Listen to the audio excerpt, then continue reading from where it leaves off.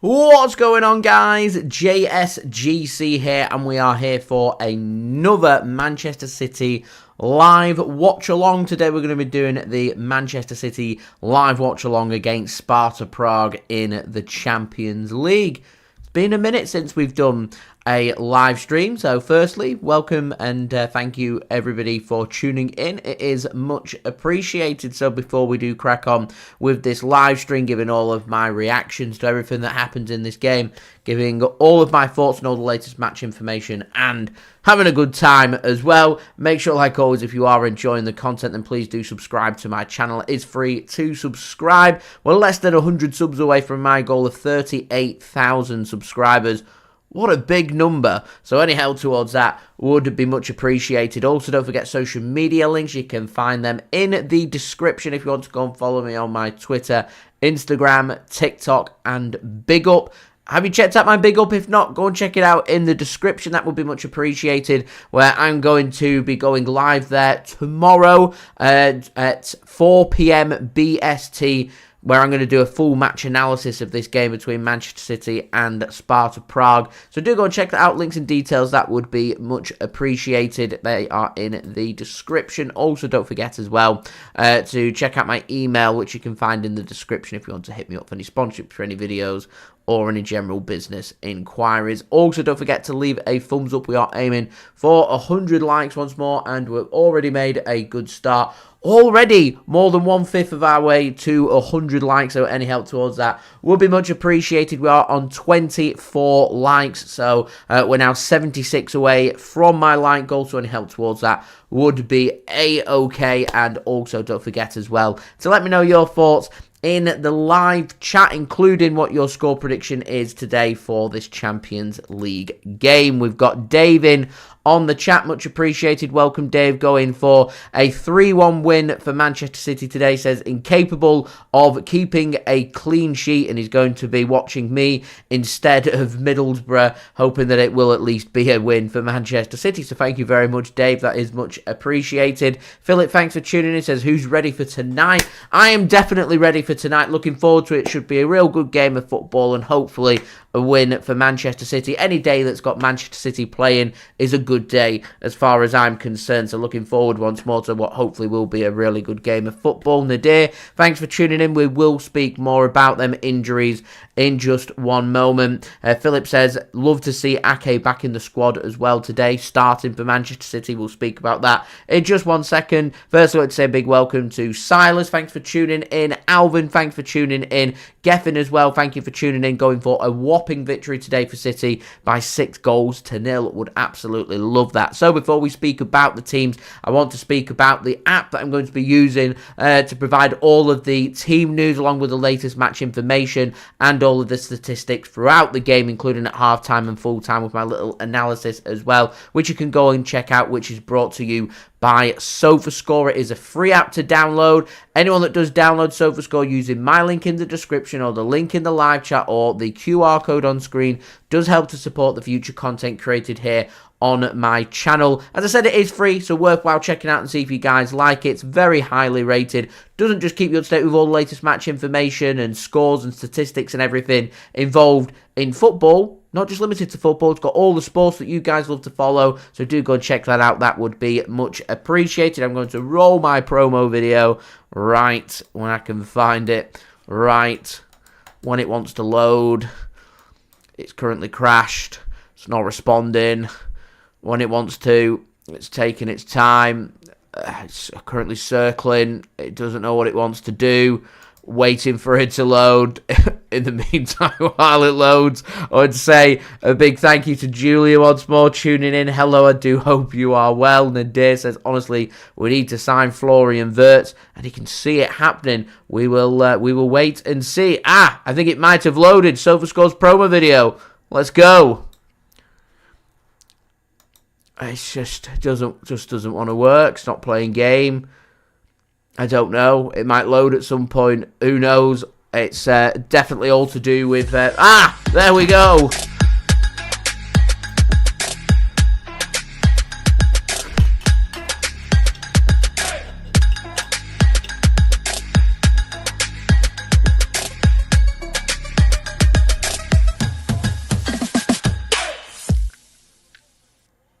That is OBS's way, which is the streaming software that I'm using, of saying, JSGC, you've not streamed in 3 weeks on here. What's going on? We don't like it. Stream more often. Noted, OBS.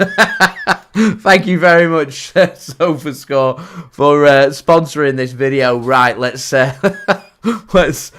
speak about the teams then. Let's get the app all locked and loaded right up on here. So let's have a look then. Manchester City got plenty of Champions League games taking place at the moment. It's currently 1-1 between, actually it's finished that now, between Brest and Bayer Leverkusen in France. That's finished 1-1. You've also got Atalanta taking on Celtic. That's also just finished, and that's finished 0-0 in Italy. It's a pretty decent point, that, for Celtic, to be fair. Anyway, we're here to speak about Manchester City. Who do I think is going to win the game? I'm going for the home side, Manchester City. I've got the poll rolling in the chat, by the way, over who you think is going to win this game. 95% of people going with City, 5% going with a Sparta win, 0% with a draw. So do get your submissions in. I will end that at the start of this game as to who you think is going to win. So lineups today, we're going to start off first with our opponent, Sparta Prague, also known as AC Sparta Praha. They're led by manager Lars Friis, lining up in a 3-4-3 formation. Average age of their team today, 26.4 years. They're lining up with Peter Vindal Jensen as their goalkeeper. Back three made up of Martin Vitek, Philip Panak and Serge Sorensen. Into midfield, you have got Qazim Laci, Keen Kernan, Angelo Precaido and Matej Rynes. And up top, you have got Veljko Birmancevic on the right wing, Lucas Haraselin on the left wing, and Victor Olatunji starting up top, their striker for today. On the bench, you've got Vorel, Surasovic, Sushomul, Matthias Ross, Solbakken, Pavelka, Danek, Sadliek, Pasech, Wiesner, Kasaniki and Rahamani. I don't know too much about Sparta Prague, if I'm being completely honest. We're going to find out today a little bit more information. I'm expecting them to probably play without fear. They have absolutely nothing to lose in trying to take the game to Man City. I suspect that they're going to be a bit wary about the quality that City have, in particular in attack, so they're going to try and defend deep and defend in numbers. But I can see them having a pop and wanting to get forward. They'll want to try and play football. It's what I expect from Champions League teams. And so with that being said and done, I would expect Manchester City that if any mistakes are to be made, that City are capitalising upon them. Now, Manchester City lining up today with an average age of our squad at 27.4 years. SofaScore have got City down with a 4-1-4-1 formation, so it makes it a little bit easier for me to talk about. So we'll go with the 4-1-4-1 formation. Lining up, big surprise call, Stefan Ortega-Moreno starts in goal for Manchester City today, ahead of Ederson. Decided to rotate the goalkeepers and give some minutes to Stefan Ortega. I presume that with us giving him a new contract, City have promised him more starts and more minutes, and Stefan Ortega even said during the international break that he's not seen as a second choice goalkeeper. He says, which second choice goalkeeper gets to play some Premier League games, all the cup games, and gets to play in some Champions League games as well, whilst the first choice goalkeeper is fully fit. So he's not seen as a backup goalkeeper, he's seen as Manchester City's other option in goal. So Manchester City alternating today with Ederson and Ortega, and I suspect that's going to be something we're going to see throughout the season to try and keep both goalkeepers happy. We had a job on keeping both goalkeepers here in the summer, somehow managed to do it. I didn't expect City to do it, and I fully expect next summer one of the goalkeepers at least to be unhappy and to leave Manchester City because they want to be first choice. There we go. Daniel, hello. Thanks for tuning in. Much appreciated. Alvin says we need to win this game. I agree with that. He wants City to win by at least 4 goals. 4-goal win today would do me. But Sparta Praha are not a bad team. Won the first game against RB Salzburg at home. They drew away from home against Stuttgart as well. So they're currently unbeaten in the Champions League so far this season, in the Champions League stage. And they've not looked too shabby. So Man City are going to have to turn up and play well today if they want the 3 points. Now in defence, City lining up with Rico Lewis at right back, Nathan Ake fit and returns to the starting 11 for Manchester City today, going in at left back and allowing a bit of rotation on that left-hand side with Josko Gvardiol. I think Man City have been dying to rotate Josko Gvardiol just to give him a much-needed rest. Big call at centre-back. We've decided not to go with Ruben Dias, gone with Manuel Akanji instead, but the surprising call is John Stones starts as well. So will it be John Stones that steps forward to support in midfield, or will it be Manuel Akanji? Both players can do that. That'll be something I'll keep my eyes on. I have a feeling it's going to be Akanji stepping further forward to provide help in defensive midfield for Manchester City today, of course, with the long-term absentee of Rodri, and also Manchester City choosing today to alternate Mateo Kovacic, which I spoke about in my preview, so it doesn't surprise me that City have gone down that route. Now, SofaScore, very interestingly, at defensive midfield, have put Matheus Nunes in there. It's not a role we've seen Matheus Nunes play for City. He's played in central midfield, he's played behind the striker, and he's played on the left wing, but I've not seen him in defensive midfield, and I don't think he's going to be that option in defensive midfield. İlkay Gundogan starts today. I think he'll be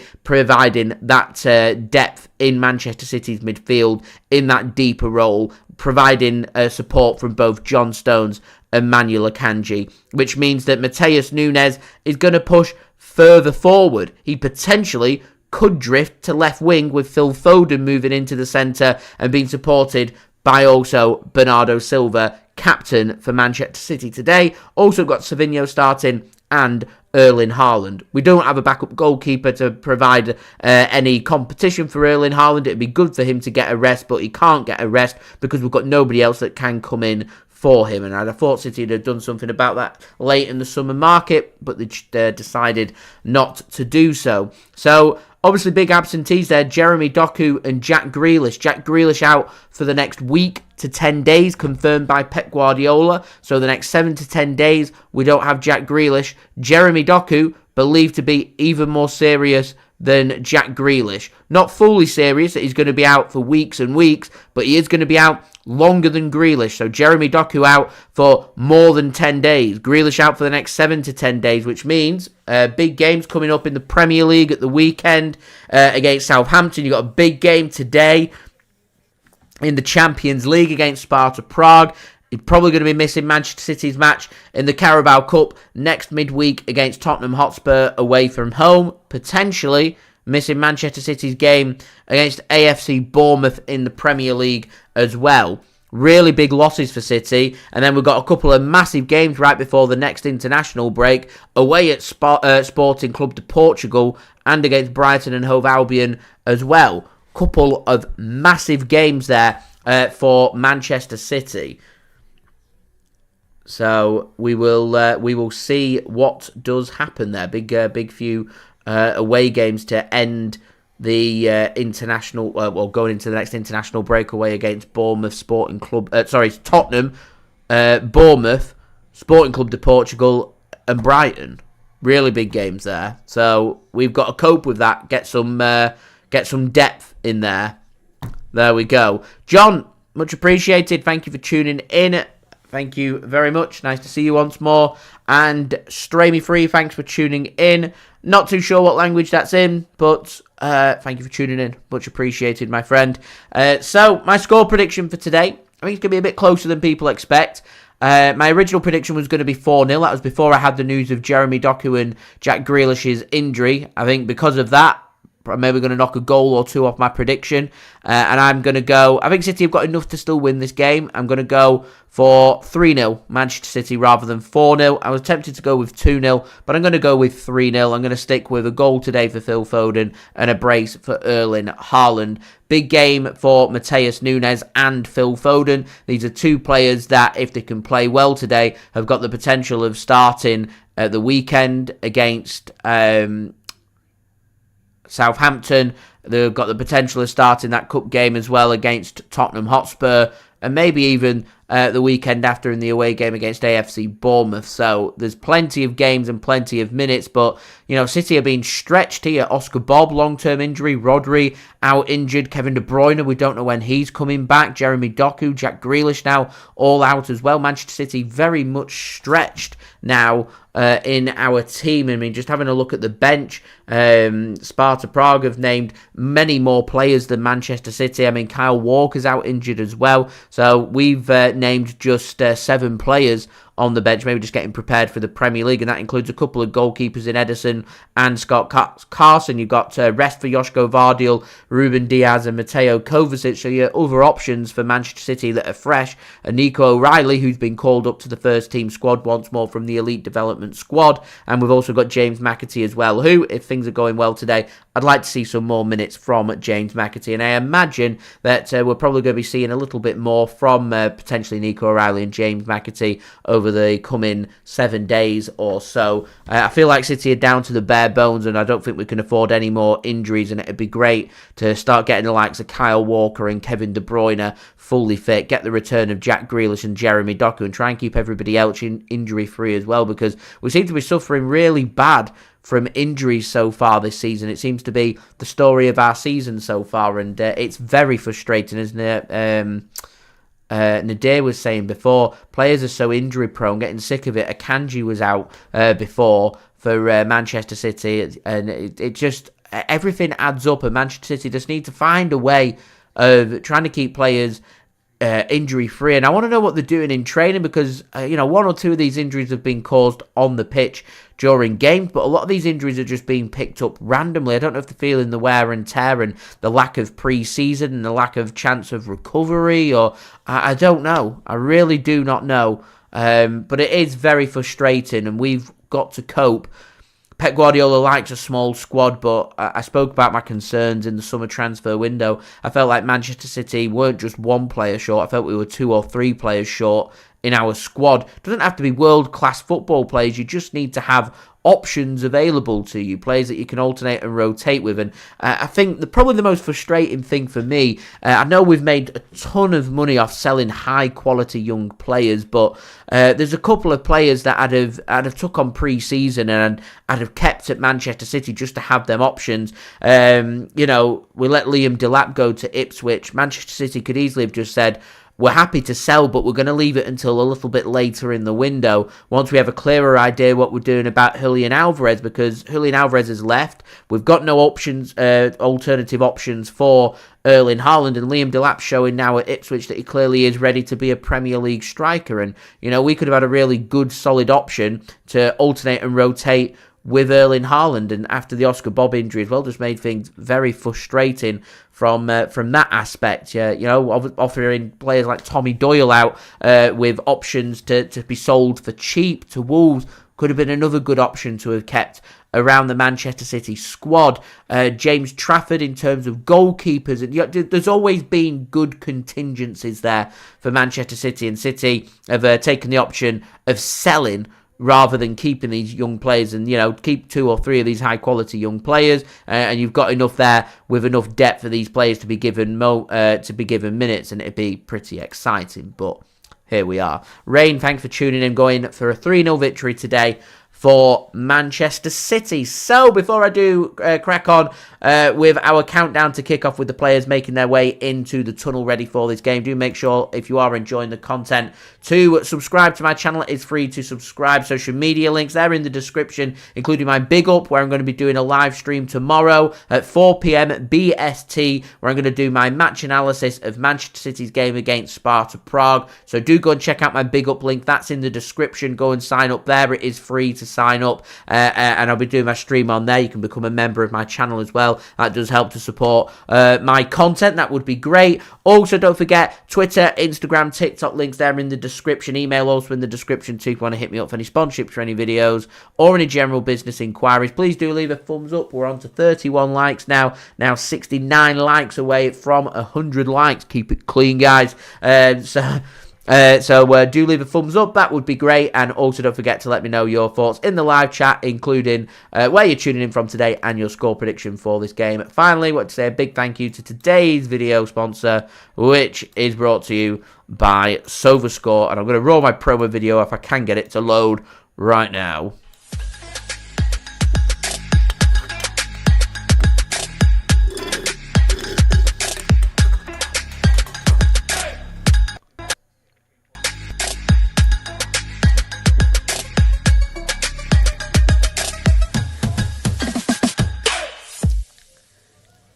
Yes, we got it to work properly this time. No problems asked. There we go. Giles, thanks for tuning in. Love from Barbados. Wish I was in Barbados right now. We've had the turn of the weather in the UK. Starting to go very wet, miserable. It's going to probably go cold in the next couple of weeks as well. And it's all downhill. Goes very dark. Clocks go back on Sunday. We're going to GMT from BST.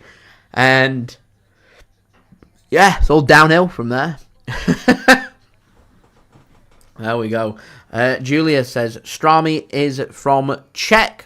So, welcome, Strami. Says that he will have a real screen.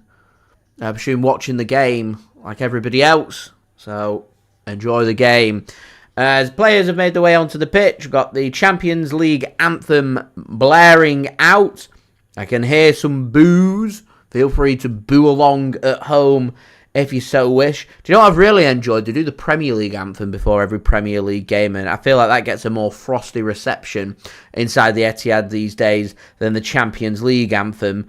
I feel like it's more of the edgy thing to do to boo the Champions League anthem, whereas with the Premier League's where the real rivalry is at right now.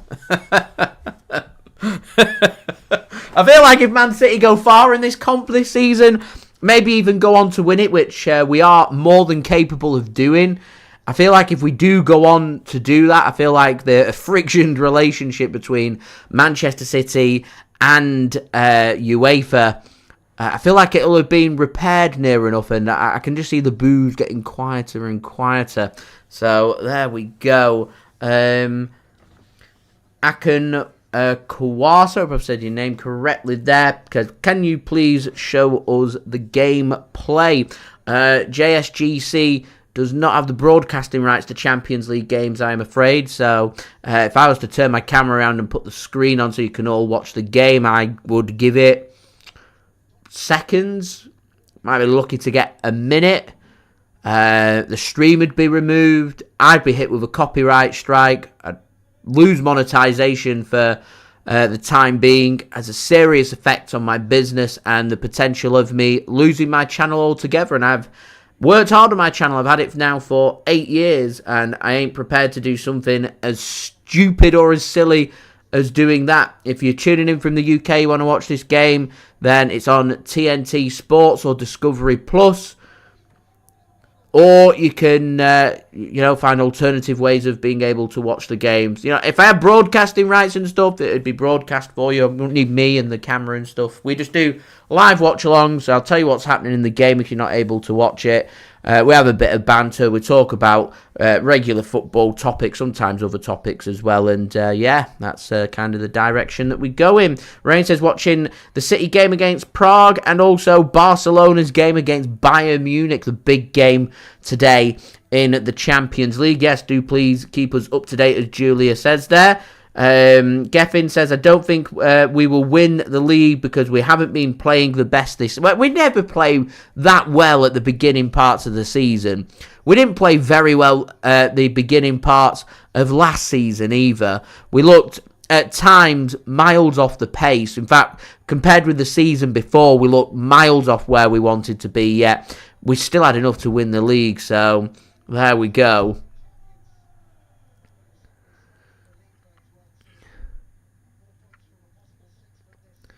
So, players up, ready for kickoff here.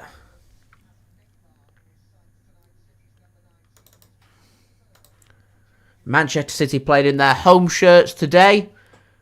Sky blue shirts white shorts, going with the darker socks today, as Sparta Prague are playing in white socks today. So they're playing in their black shirts, black shorts and white socks, as we do have kickoff, with Sparta Prague getting us underway, attacking from right to left, with Manchester City attacking from left to right. Long ball sent forward by the keeper Jensen, headed clear by John Stones and out into the stands and out for a throw-in. Craig, thanks for tuning in. Coming in from Newquay, all the way down south in Newquay. Welcome, much appreciated. As we won't put up with such language there from Akam Wasa, so you can be putting a time out now. Out the stream. Ta-ra. Ciao for now. So, I'm expecting Sparta Prague to have a pop here at Manchester City. Nothing to lose. Julie, we do have Captain Bernardo Silva today. I wonder where he falls on the pedestal of captains. Obviously, Kyle Walker's captain for Manchester City. I'm fairly sure I read that Ilkay Gundogan was like 4th or 5th choice captain. So I believe it's Kyle Walker captain, vice captains Kevin De Bruyne. Ruben Dias is behind them. And then I thought it was Ilkay Gundogan, but obviously it seems like it's Bernardo Silva. Then it would be Silky Ilky. If you was to go beyond there, I'm not sure who it would be. Akanji? Ake? Ake's been here a while. He's been a captain before. Andy, good evening to you. And Alison from York says, interesting lineup tonight. Come on, City. Let's get this done. I do hope you were right. Thank you for tuning in, Andy. Much appreciated. Geffin does make a good point. He's a treble-winning captain, Ilkay Gundogan, as well. So, could have been an option. As it does look like Phil Foden has gone into the middle and Matheus Nunes out on the left wing. Is what we just spoke about. So, there we go. That's interesting. Very interesting. I feel like my mic's all the way over here. I'll pull it closer to me. Right. So, we've got Silky Ilky on the ball. Gives the ball to Johnny Stones, fresh from his last-minute header against Wolverhampton Wanderers. That's a good pass into the channel. And Foden! Here we go!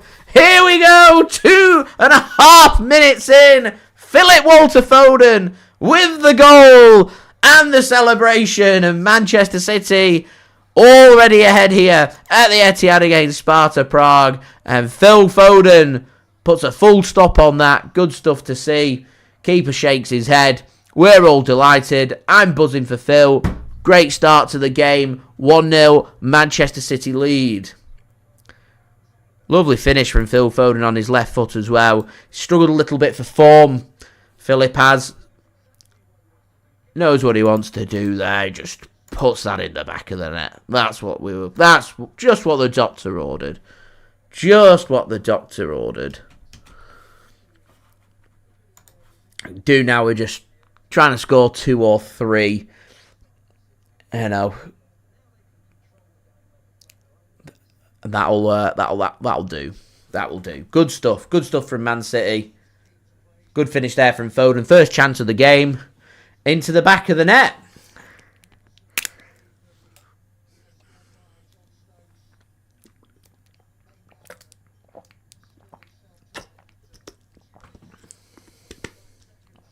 And do the good luck charm here, well and truly. Throw in coming in from Sparta Prague. Are they expecting a long throw there, City? They had everybody back. Rain a score already. Just 2.5 minutes in. Foden with a goal.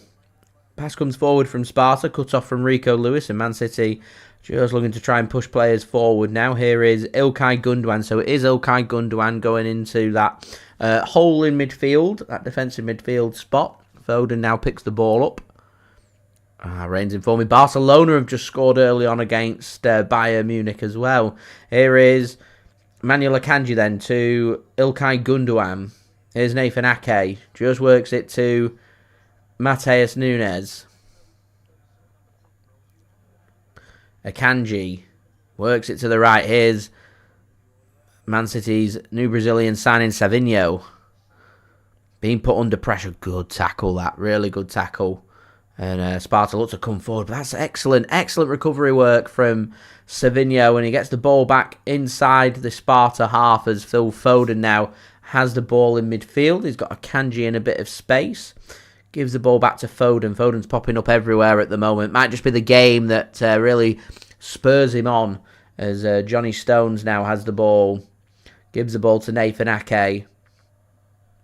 Here's Matheus Nunes. Big game for him today. Just works the ball back to Nathan Ake. Nunes wants the ball again. Not the greatest of passes from Nathan Ake. Matheus Nunes can't win the ball back. And Sparta can come away with it here. They send it long. A deflection takes it out for a throw into Sparta just on halfway. Pep Guardiola came out with a nice long coat there. Looking very sophisticated today, Pep. And his turtleneck jumper.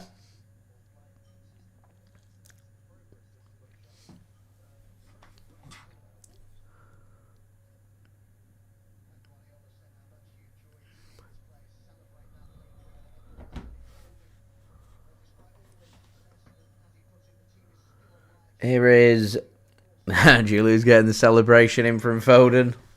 Love it. Here's Gundogan. Looking for a bit of space. Finds Johnny Stones. Go on, Johnny. Have a shot. He's on fire. He's in form. Savinho takes it to the byline. Puts a ball in. Falls to the dangerous Phil Foden. He doesn't have a shot. Gundogan will. Deflection. Could go anywhere. Finds Savinho. His header doesn't find John Stones. And his tackle's late. And that will be a yellow card for John Stones. It's a late challenge there. He got done there, Johnny Stones. And early yellow card for him into the referee's book. Got to be careful for the rest of the game now.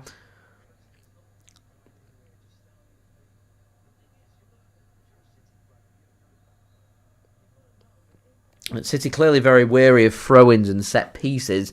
Chucking players back. Clearly a bit of homework's been done on Sparta. As that's good pressing work there from Ilkay Gundogan. Sorry, it was Matheus Nunes. I need to get my eyes tested. Here is Gundogan now. Gives the ball to Johnny Stones.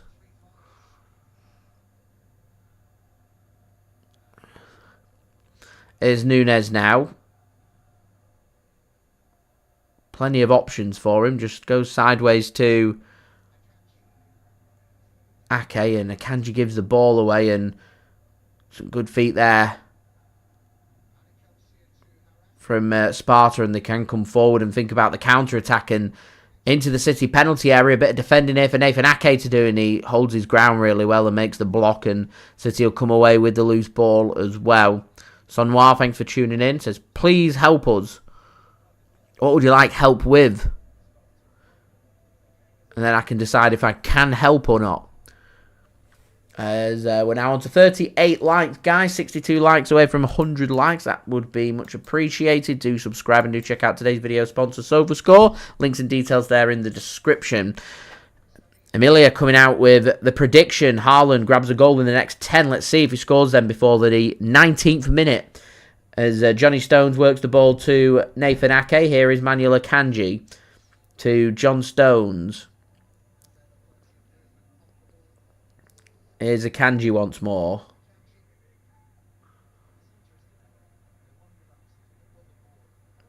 Here's Bernardo to Gundogan. Here's Nathan Ake. Gives the ball to Manuel Akanji. Back to Nathan Ake once more. Here is Bernardo Silva to Gundogan. About 30 yards out. Sparta got everybody behind the ball, having to defend deep as Bernardo Silva just plays a ball around the 6-yard box, and Sparta take 3 touches before getting it clear. Dangerous game, and this clearance isn't very good. It just finds Akanji, who just works it straight back to Nunes on the left. He's got the support of Bernardo Silva. He fancies it himself. He drives into the penalty area. He's got a bit of space here, Matheus Nunes. Lovely show of strength. Good feet. Can't play the ball across. Bernardo can, looking for Haaland. That's a great save from the keeper. He gets down really low. He gets a good, strong right hand onto it and pushes it round the post and out for a corner. There wasn't a lot of pace for Erling Haaland to work with. It looks slightly behind him, yet he does so well to get a header on target there. In the end, I think it's a comfortable save for the goalkeeper. But the header's really low, and it's taken a really awkward bounce right in front of the keeper, so the keeper's got to adjust and get plenty of strength behind his save there. As a corner comes in, headed clear by Sparta Prague. Here's Phil Foden, just hooks the ball back in. Gundogan's got a bit of time, squares that across, straight into the first man, and in the end, Sparta can get a foot on the ball, should get this clear, do get this clear, as we get confirmation of that goal in Barcelona. It was Rafinha with the goal. Rico Lewis just takes control of that clearance from Sparta, and City can build up their next attack. Good stuff that from Manchester City, nearly finding their second goal, and Emilia nearly correct with Haaland scoring in the next 10 minutes. Nearly grabbed his goal right there. And then here is Ilkay Gundogan then to John Stones. Manchester City dominating this game, looking for that killer 2-goal cushion, and that second goal here. First goal coming inside the first 3 minutes through Phil Foden, as Bernardo Silva gets a throw in for Manchester City right next to the corner flag where you find Sparta Prague's penalty area. Already Sparta have got a couple of substitutes warming up. Manchester City in the ascendancy right now. Here's Manuel Akanji. Got himself a fresh haircut there, Akanji. He's looking sharp. He's looking good. Here's Ilkay Gundogan to John Stones. Puts a cross into the box. Should be headed clear, and is only as far as Matheus Nunes. With Jeremy Doku and Jack Grealish injured, it's Matheus Nunes on the left wing. Finds a pass to Foden. He just about finds Nathan Ake. It weren't the best of passes that from Nunes, but City do cope with that and keep hold of possession. As John Stones finds Ilkay Gundogan. He's got the support of Akanji. Uses that support. Foden wants it. Doesn't get it. Back to John Stones on the right. Here is Savinho. Takes his man on. He's got half a yard of space here. Wants to get it onto his left foot. Gets a throw in for Manchester City off Rynes. Their left wing back today. Savinho thought about taking the throw, and it's going to be City youngster Rico Lewis taking the throw in instead. He just throws it to Johnny Stones. Stones then works it to Akanji. He's got Nathan Ake, just back from injury. Nice to see Nathan Ake once more getting some minutes. I imagine City are probably going to try and get at least 60 minutes out of him today, as space opens up here for John Stones. He plays a pass to Savinho. He squares a ball across. Foden can't win the header. Rico Lewis hooks it back to Ilkay Gundogan on the edge of the penalty area. Here's John Stones now to Savinho. Savinho just works it to the centre to Akanji. Here is Nathan Ake now. All action go for Manchester City. 13 minutes in at the Etihad Stadium. City leading by 1-0. Cross comes in from Matheus Nunes. Not the best of balls in, and it's hooked clear by Sparta. They've currently got every single player camped inside their own half. So Manchester City dominating this game, as Ortega in for Ederson today. Plays a pass to John Stones. Dave, thanks for tuning in. Much appreciated. Taylor, thanks for tuning in as well. So take a breath. I'm just practicing, where we get the commentators for the horse racing. That's relentless. I feel like I'd be pretty good at that. Anyway, here is Sparta wanted to come forward. Sliding challenge comes in from Savinho. Can't make the interception, and Sparta do really well. And it's a good challenge there from Phil Foden. And that will be a throw into Sparta just inside their own half.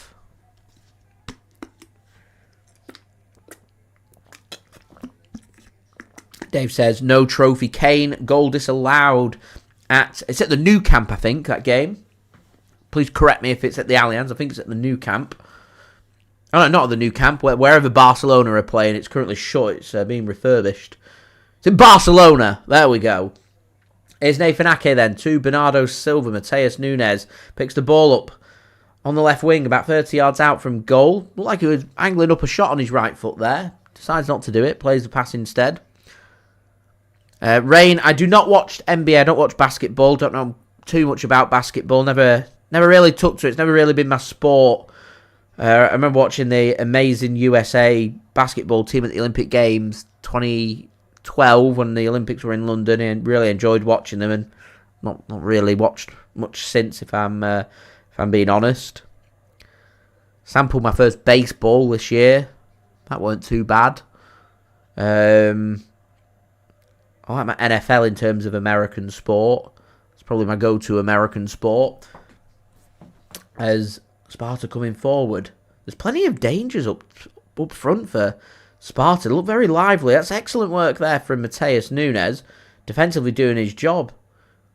Jack Grealish will be in the stands, proud of that.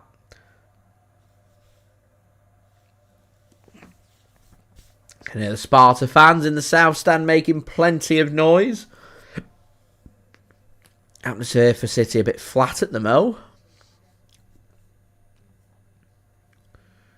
Maybe everyone's just a bit tired. There we go. I'm feeling a bit wear and tear, but here we are. Here is Matheus Nunes to Nathan Ake. Here's Manuel Akanji to Gundogan. Rico Lewis just plays the ball back to John Stones. Rain says, it's got a great friend in the US. Made him love NBA and NFL. Which teams are you supporting in the NBA and NFL? They're the questions. I support the Miami Dolphins in the NFL, and I think the less said about their season so far, the better. Here is Phil Foden to Nathan Ake. City just probing. Akanji, lining up a shot then, Akanji. Kyle Walker will be in the stands. He wants to make him proud. 40-yard drive. Why not? Here's Johnny Stones to Savinho.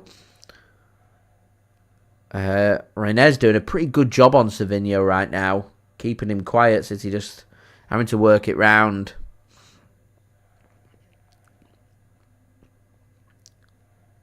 Andy, that's dedication there. Followed the 49ers since 1979. It's a long time. Very long time. And Rain, they've had 3 games in London. And Minnesota Vikings take on the New York Jets. Minnesota won that game. It's a lovely run, this. And long-range effort comes in from Sparta. Miles over the crossbar. It's a bit ambitious. I think it was Precaido, with the effort. I'm not too sure Ortega was that far off his goal. It's a bit ambitious, to say the least. You had the second game at Tottenham Hotspur Stadium as well. You had the Chicago Bears take on the Jacksonville Jaguars. Chicago Bears, way too strong, winning that game. Caleb Williams, rookie quarterback, #1 pick in the draft this year, but very good. And then I was at Wembley this weekend for Jacksonville Jaguars home game against the New England Patriots. Jacksonville looked much better and managed to pick up a much-needed win for them. I've seen the Jags play 3 times and seen them win all 3 games in London, so I'm their good. Andy's Man City's good luck charm when he tunes in on the chat. We score goals and win games. I'm Jacksonville's good luck charm. When I'm at the game, they win. Simple as that. As ball's ricocheting and Haaland, scruffy shot. Is it going to fall nice? No. They're going to get it clear. Rain, a big fan of the Detroit Lions. He's doing very well, Detroit. Cross comes in looking for Haaland and collected by the keeper. Yeah, doing very well.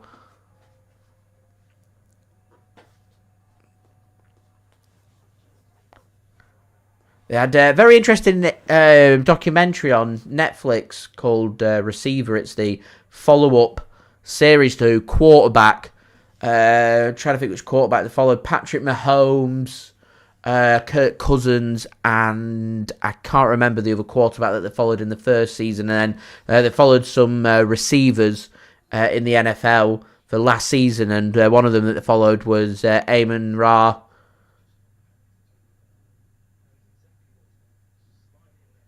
I'm just getting a replay of City's goal there. They were following the receivers.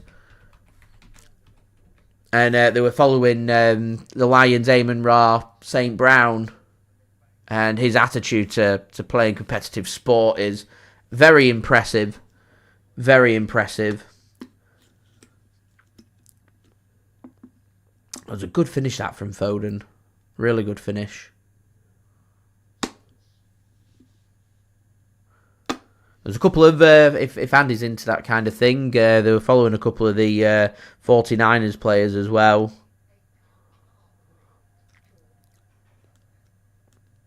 Including Kittle and Debo.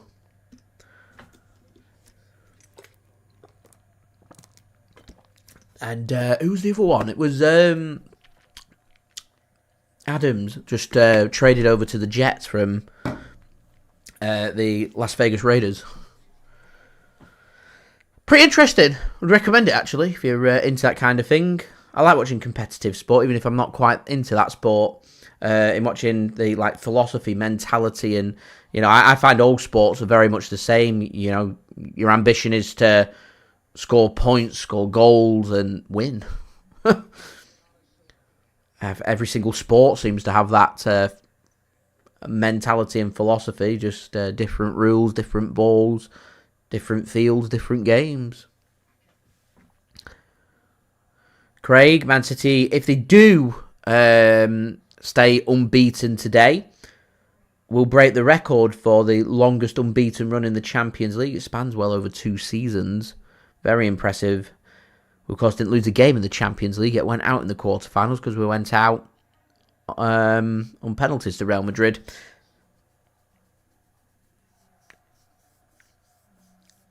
Rain says Bayern have scored. Now 1-1 as Cross comes in from City and Haaland wins the header and collected by the keeper as we're 21 minutes in now. Taylor said, I'd say give NBA a try. It's such a fast-paced game. I've been taking it on more than the NFL lately. I think the season's just started in the NBA.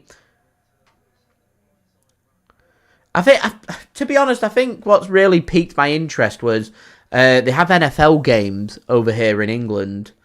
And because they have NFL games in England, I gave it more of a chance to watch it. And being able to go to a live event really encouraged me to learn the rules, regulations, watch the documentaries, the Amazon All or Nothings on the NFL teams. I found it really interesting. Heck, even they've done a documentary on Netflix about the Dallas Cowboy cheerleaders and the amount of hard work that goes into doing that. And it's not even their full-time job. They don't get paid a good wage to do it. It is mental, absolutely mental. Whereas basketball's not really that big here in England. So I've never really followed it. I think a big problem I have, and I have the same problem with baseball, because I'd like to get into watching that. It's just on so late. Rain says Dallas Cowboy fans are weird. I like that. And he says, love George Kittle, but looks like Debo maybe. Where's Debo being traded to? That's a huge loss if he ends up being traded. I was hearing little murmurs about Miami Dolphins wanting to trade Tyreek Hill.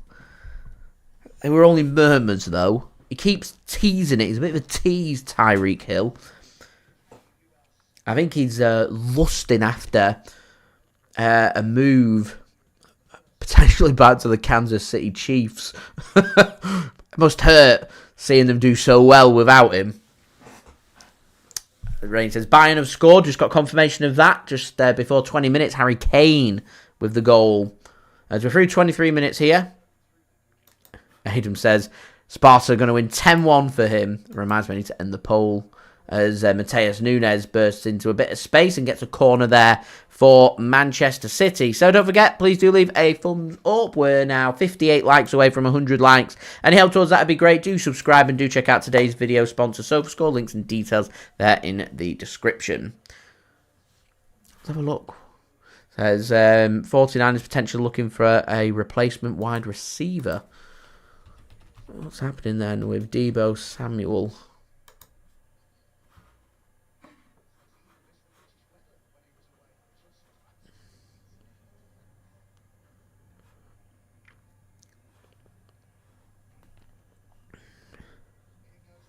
Be a huge loss to lose him as a corner comes in and it doesn't fall nicely to City. Haaland looks hungry for a goal. He's not got it as of yet, which is unfortunate. 25 minutes in. Could do with a second goal, I think, before half-time would be really good. Here's Nunes. Gives the ball to Rico Lewis. Here's Bernardo. Thought about putting a ball into the box. Finds a pass to Matheus Nunes. İlkay Gundogan doesn't put a ball in. Once again, Sparta have got everybody behind the ball here. Adam says Sparta Prague is in Prague. It's his hometown. I went to Prague last year. Lovely city. Really lovely.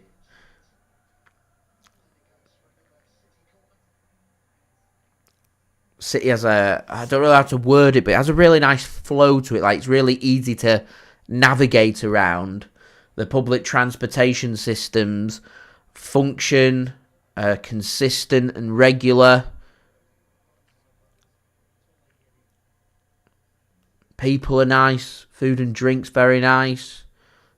Really cheap as well. Haaland has a header and it's cleared off the line. Akanji, Ake goes down. There's a scramble in the box and again they survive. Rain, good beer in Prague, very nice. We enjoyed trying the Milker. I really enjoyed the absinthe-only bars as shot comes in from Sparta. Looks like a save was made by Ortega. You know, 2 touches and all of a sudden they're inside City's penalty area. That counter-attack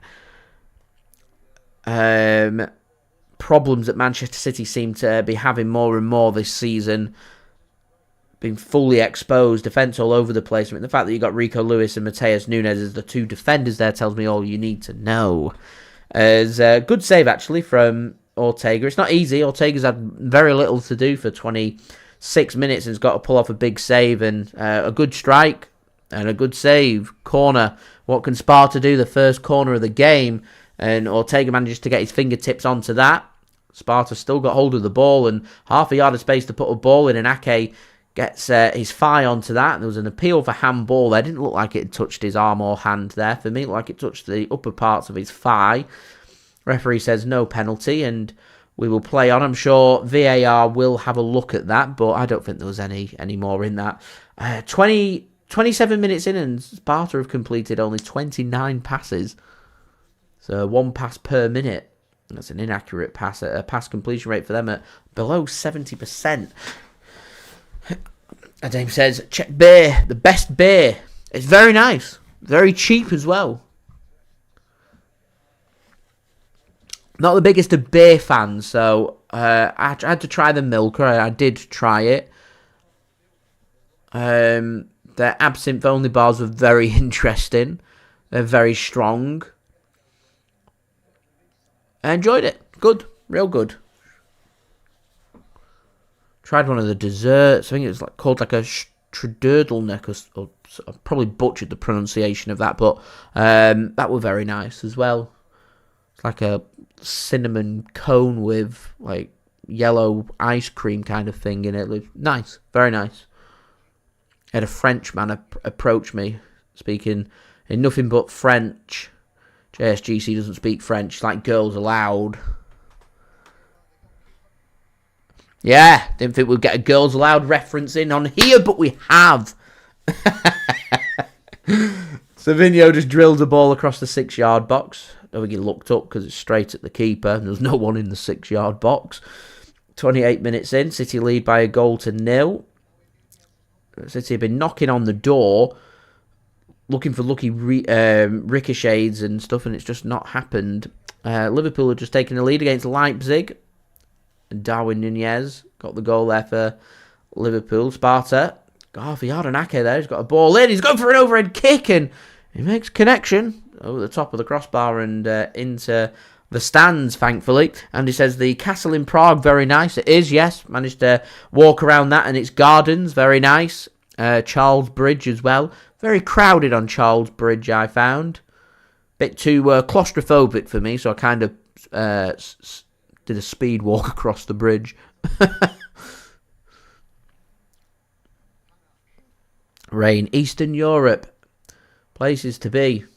Any recommendations? That's the question. I've not had a proper chance to head into Eastern Europe. Done a bit of Central Europe and head into Croatia, Montenegro and Albania next summer. But I'm not too sure I'd class the Balkan states as Eastern Europe, but I might be wrong. They might class themselves as Eastern Europe. I don't know. It's not really East. far as I'm concerned. But hey, here we are. Been to Poland as well. Been up in the Tetra Mountains, Polish side of Tetra Mountains, not the Slovakian side, in a place called Zakopane, or Zakopane. Very nice there as well. Right, long throw coming in. No, he's going to take it short. City have been preparing about these long throws. That's why they've been committing so many players back. And they don't go for the long throw. They're going for the cross instead. And it comes, and a header is won, and it's wide.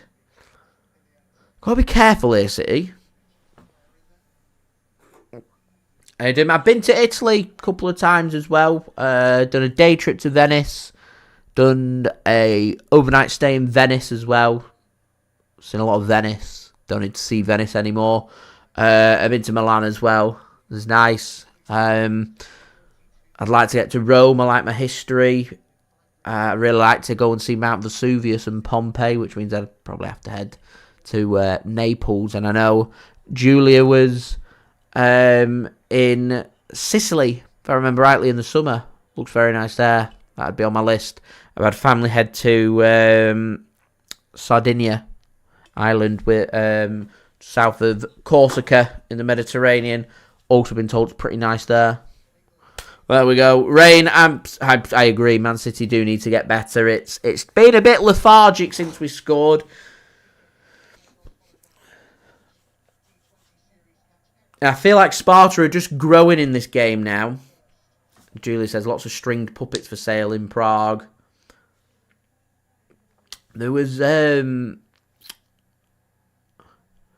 what was the thingy they had in Prague?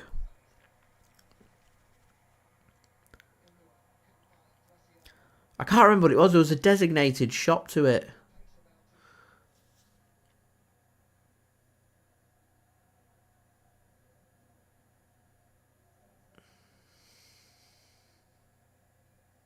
Can't even remember what it was. Anyway, there we go. The day we do make games hard work for ourselves, don't we? And Taylor, I agree. Haaland isn't when we've got 11 players. They just isolate Erling Haaland out of the game. It's difficult because I feel like we need a second striker, and because we've not got Oscar Bobb, don't really have anybody. Not really replaced Julian Alvarez.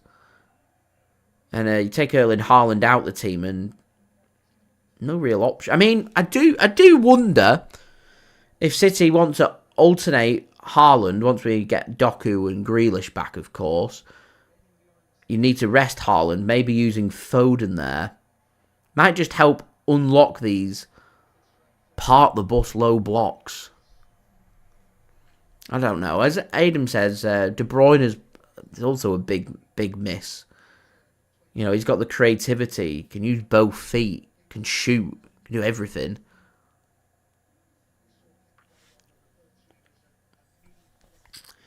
At the moment, it's a bit of a stalemate. At the moment, I feel like Sparta are pretty comfortable with dealing with Man City's threats. City dominating the ball, but not doing too much with it.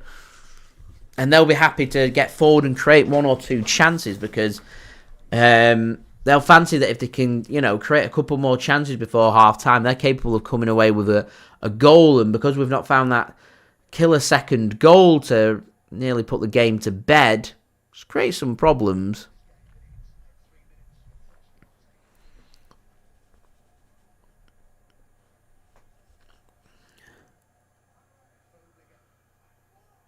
At the moment, there's just I feel like a lot of the problems for City come about in midfield.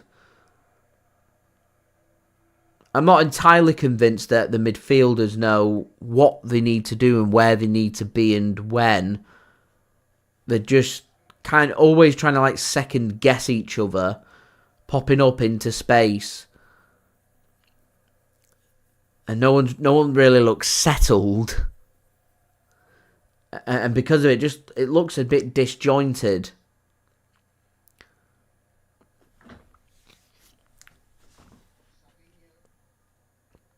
I just feel like, I don't know, maybe a leadership thing in midfield, or someone to orchestrate the midfield, because, City passing the ball around but not doing much with it. And then Sparta just play one pass forward from intercepting and they find themselves nearly in City's final third. And it's the third time that's happened in the last 10 minutes. And City don't have quick defenders. Kyle Walker's injured, so we look a bit stretched when we're being ran at. Long ball comes over, too much on it and straight into the arms of Ortega. And it's dangerous from City, and I understand the concern. Everyone's been speaking about City being unbeaten and winning games, and while you win games, there's no real problem there. But at some point, we will lose a game because, we're not going to go on and do 60 games in all competitions and remain unbeaten in them all. It's not going to happen. As Foden has a shot straight at the keeper and makes the save, and I get the feeling that at some point Man City are going to lose, and I feel like it's going to come pretty soon, going off how exposed we look with the injuries that we've got. But it is difficult because, we've done our season preparations expecting to have a fully fit Kevin De Bruyne and Rodri good to go. And, we've not seen Kevin De Bruyne since, September? We're nearly into November now, and, that's 2 months. I'm not entirely sure you're going to see Kevin De Bruyne before the next international break. Which means with no Rodri there, you're already stretched in midfield. And I think City are that concerned about being stretched in midfield. It's why Rico Lewis has been getting a lot of games, because he supports and slots into midfield far better than Kyle Walker does, as Pep Guardiola has made that crystal clear. So, Adam, I think City are going to win the game. There's concerns there. I think better teams expose Man City. As Rico Lewis just plays a ball into Savinho, and it looked like he just done too much, but he's still got the ball and has a shot, and it's sliced wide. Taylor, yeah, I agree. Midfield, the weak link. Movement's bad. Nobody knows where they want to be. Defensively, just getting bypassed over and over. There's no pace in midfield. It's all a bit lethargic and a bit slow. Nadir, I'm not entirely convinced that Kevin De Bruyne will be back soon. De Bruyne's not on the bench today. He's back in training. I'd be surprised if he's in the squad at the weekend, which takes us into 2 weeks then of games.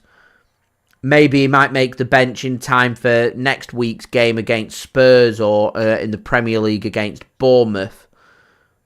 Maybe he's pushing towards getting minutes and starts maybe against Sporting or Brighton, but the problem that you've got is you don't want to use Kevin De Bruyne unnecessarily. City are very reluctant at the moment to use Kevin De Bruyne.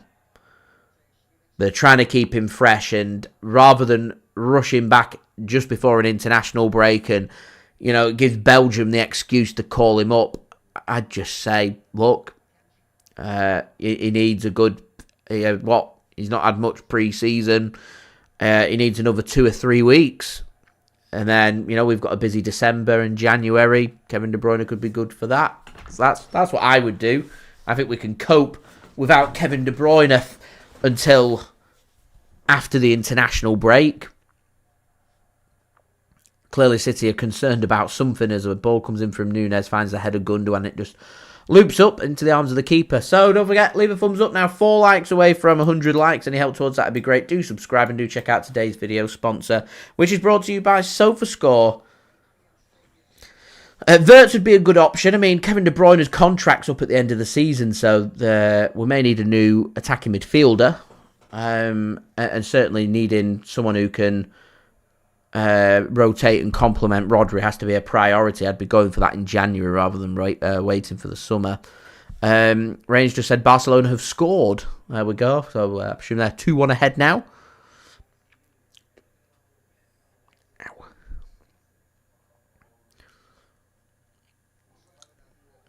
And this last 20 minutes has just gone a bit flat as Lewandowski is the man that's found the goal for Barcelona against his former team. There we are. Is Johnny Stones. Gives the ball to Ilkay Gundogan. Is Ake.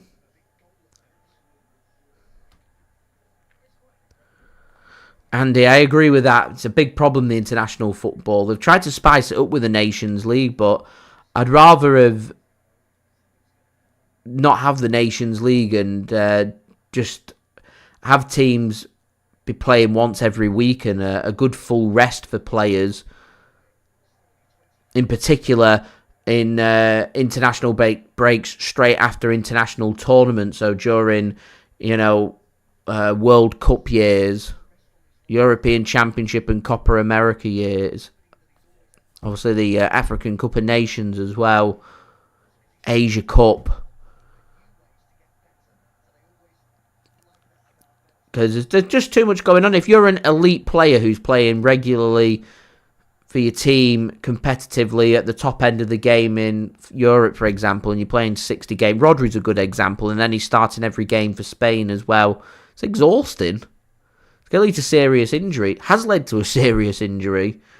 We could all see it coming a million miles away. It wasn't a matter of if, it was just a matter of when that serious injury was coming. It's all to do with the games and pressure being put onto the legs of players. I know players 30, 40 years ago were playing many more games in a shorter period of time. But the amount of work and effort that's going into football these days, it's taken very seriously. These players are worked like machines, like robots. The amount of research, analysis, and, thought process that goes into a game of football now is unreal. As not like handball. Matheus Nunes is convinced of a handball. It looked like it came off his arm. The corner's given to City. Let's have a look at this. No, not handball for me. I thought it had hit. His arm came out and here, and I thought it had hit that part of his arm. It's Vitic, the defender, but he's kept his arm by his stomach, and it's his other arm by his stomach that it's hit. His arm's not up. It's protecting his stomach. So, not handball for me. Pep Guardiola's asking his arms up, but it's not hit that arm. As the corner comes in. Fisted clear by the keeper. Falls as far as Savinho. On the right-hand side, gives the ball to Phil Foden. He has a shot, and it's just wide. That was a good effort from Phil. I think he's probably looked Man City's best bright spark, to be honest. Nadir says Barca looking much better than City. It's difficult to make a judgment on how good a team is unless you're facing them. I mean, Barcelona are facing a Bayern Munich side that lost to Aston Villa. So Bayern Munich haven't got off to the best of starts. So how good a Bayern Munich is, my question, for me to figure out how good Barcelona are. And until you face them, you don't really have your answer. We obviously haven't been drawn against Barcelona, so we won't have to play them until the very earliest stage, last 16.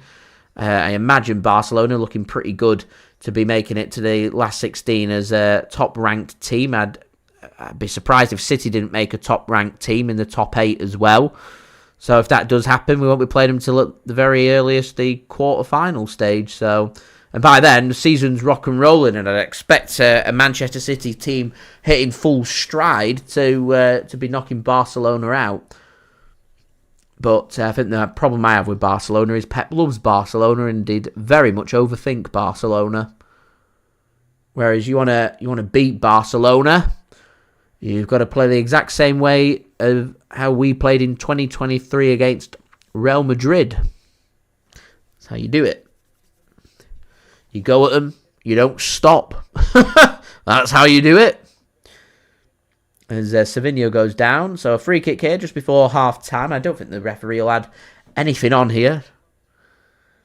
If he does, maybe a minute for the goal. Other than that, not too much. Nadir, Nunes has looked pretty good on the left wing. And, Nunes will be rubbing his hands thinking, I've got a Premier League start coming up at the weekend.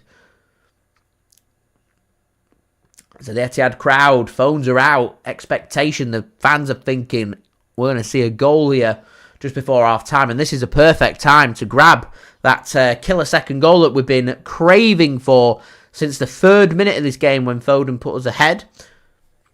Ball's going to come into the box. Bit of defending for Sparta to do. Here is Foden. The ball just gets passed to him. He puts a ball in and looking for Ake, and well defended. Very well defended by Sparta.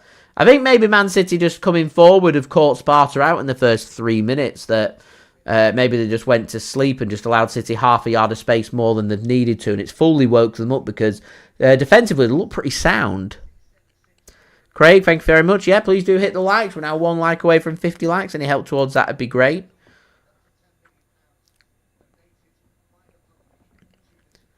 Taylor, I've been calling for seeing more from İlkay Gundogan. He's really struggled to settle himself in. It's difficult because he's probably playing a lot more than what you'd expect him to have been playing. We brought him in as obviously a 34-year-old central midfielder. He was clearly there as a squad option for City, and yet he's starting most games because we've got no other option in midfield. Here is Johnny Stones to Savinho. Into the penalty area, wants to play a ball across. He's got no support. He's been put under pressure, and he does really well to find his pass. So the 1 minute is up. Man City's still knocking around on the penalty area. Referee says, nah, 1 minute's up. Have the half-time whistle, and we will go again for the second half. So City, we're winning. That's a bonus. Phil Foden's found a goal. You know, he's looked all right. Matheus Nunes has looked all right. It's not been clean and precise from City. Sparta have started to defend better and better as this game's gone on. They've looked lively on the counter-attack. And there's work to be done in the second half, I think, is my summary. So just going to head on to today's video sponsor, brought to you by SofaScore. We're going to have a good look at the statistics for this game. So I'm just going to roll my promo video real quickly for you guys.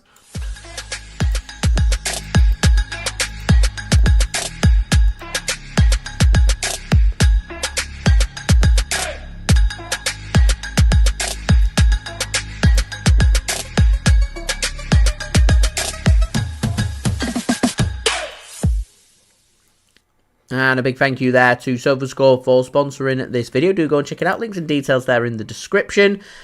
So, looking at the statistics for this game, Man City's expected goal rate at 0.8. So, City scoring a goal sounds about right. Sparta at 0.29. Not created any big opportunities in the game, but they have managed 5 shots with 3 on target, forcing 3 saves from Stefan Ortega-Moreno. 1 save from Stefan Ortega-Moreno. Manchester City have had 11 shots, forcing 3 saves from the goalkeeper, and of course the goal with 4 shots on target. Man City have created 1 big opportunity as well. City dominating the possession, 79% possession for City compared with 21% for Sparta, but it's all about the counter-attack for them, and very much a case of they can't afford to concede a second goal and can't afford to concede the next goal in this game. City with 410 passes, Sparta with just 104. A lot of Manchester City shots come in through the centre of the goal. Seen a couple of good opportunities for Erling Haaland in the first half, but not to be, forcing a good save from the keeper from a header low down.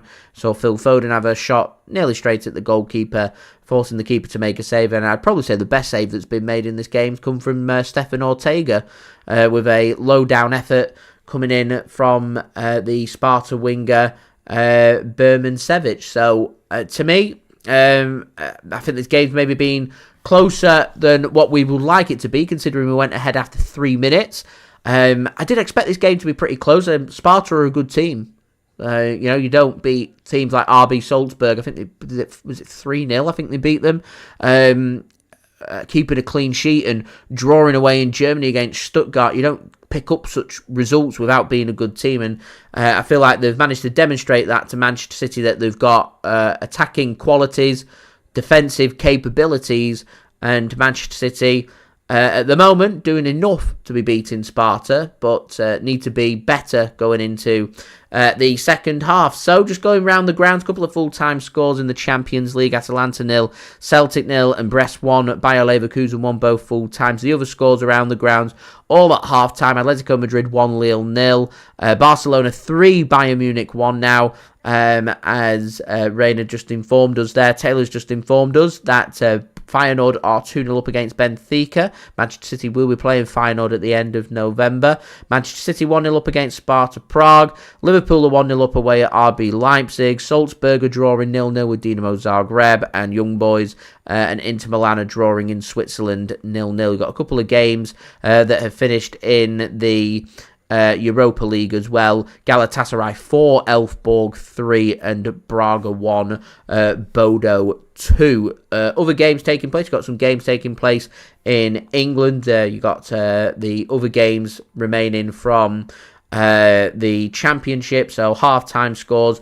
Hull City 1, Burnley 0, Blackburn 0, West Brom 0, Luton 0, Sunderland 0, Millwall 1, Plymouth 0, and Middlesbrough 0, Sheffield United 0. So maybe Dave, who's a Middlesbrough fan that was tuning in before, maybe he's happy with that, maybe not. We'll have to wait and see.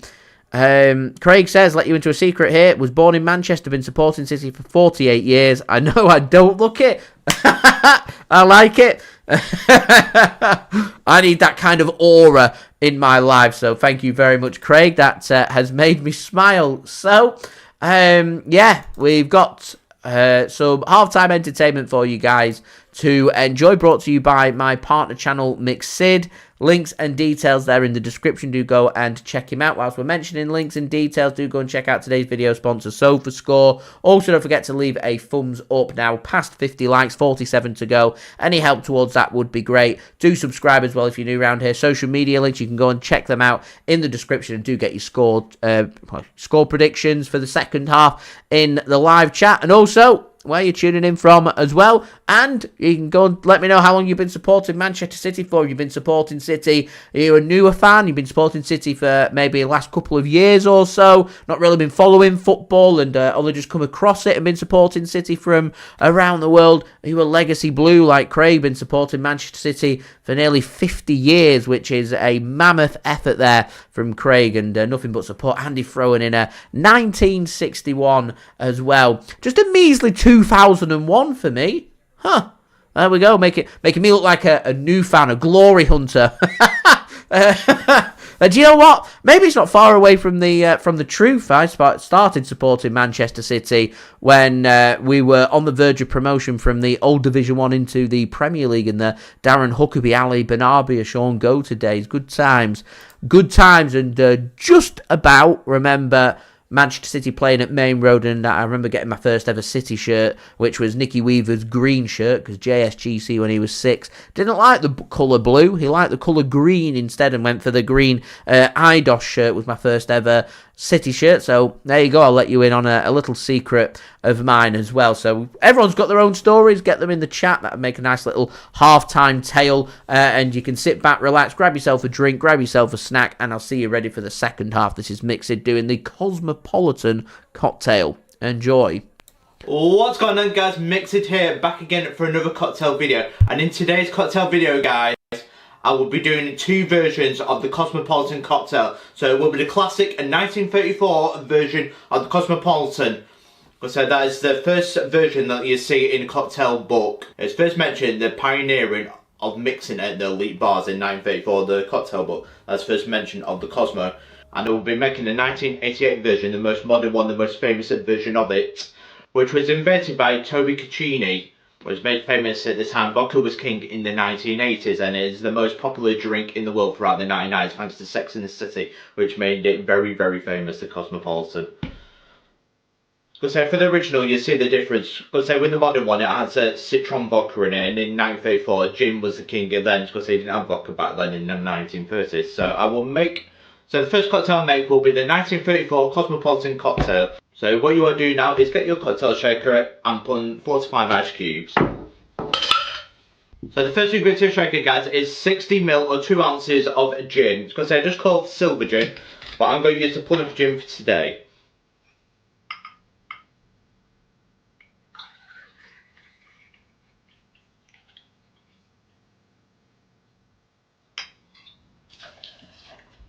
Next is 15ml or half an ounce of Cointreau triple sec liqueur.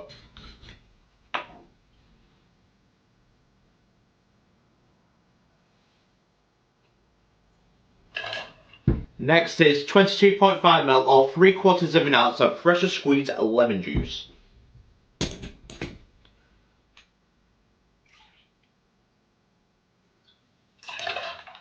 And last but not least, 1/4 of an ounce or 7.5ml of raspberry syrup. Because that's where it gets its famous pink colour from 1934, not the cranberry juice as we know it today.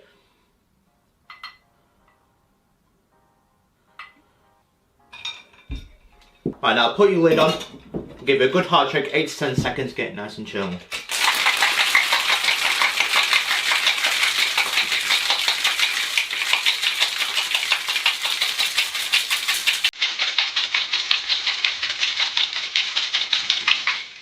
Right, now get your coupe glass and double strain into it.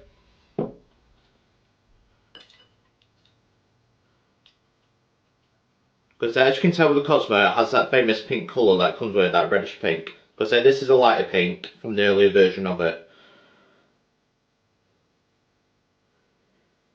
The final thing to do now is garnish it with a lemon wheel. Beautiful. Because you can use an orange wheel like the original version of it. And there we go guys, the 1934 version of the Cosmopolitan cocktail. I expect it to be a bit tartier than the later version from Toby. Because it's got gin, it will be a little bit more bitter, I think.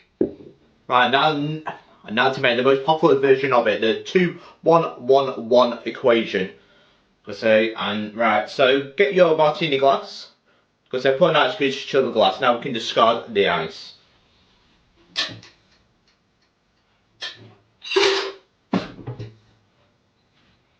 Right, so put your glass to one side now. Get your cocktail shaker. And again, put in 4 to 5 ice cubes. Because it needs no introduction, this version of it. Because it is in bed, but there is other claimants to it, to the Cosmopolitan. Like from Cheryl Cook, she found cranberry juice and the citron vodka worked. Like that. Because in 1985, but there's no dispute in Toby's version. As that's the most accepted version of it, and the most popular one. And the most popular version of it. As the celebrities made it famous, and so did Sex and the City.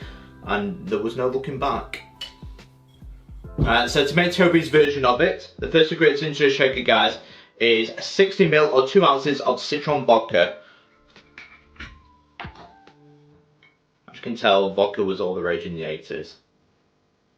Was there another honourable mention to Del de Groff as well? So next ingredient, guys, is 30ml or 1 ounce of fresh lime juice.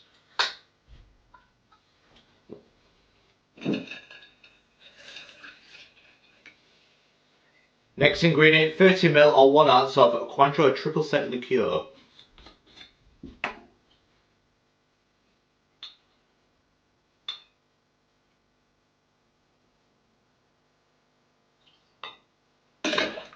And last but not least, to give it its famous pink reddish colour, 30ml or 1 ounce of cranberry juice.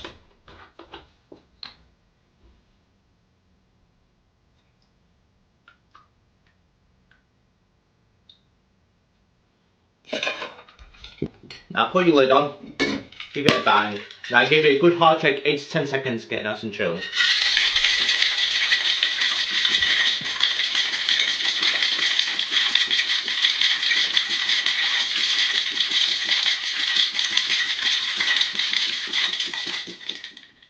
And now give it a bang. Now one thing to mention, you don't have to double strain, but I'm going to double strain into my martini glass.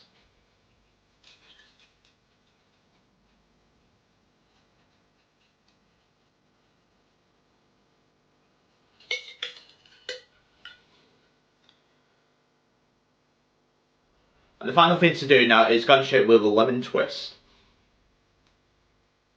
Just the aroma and drop it. And there we go, one Cosmopolitan cocktail, the 1988 version, the most accepted, most popular version of the Cosmo. And there we go, we've got 2 classics of the Cosmopolitan cocktail, so the 1934 version and the most modern that's still used today from 1988 from Toby Cucini. which one is better. I'll try the 934 version first. Like I said, I expect it to be tartier with gin in it. Like I said, I expect it'll have a bit more bitter taste, a bit more bitter notes.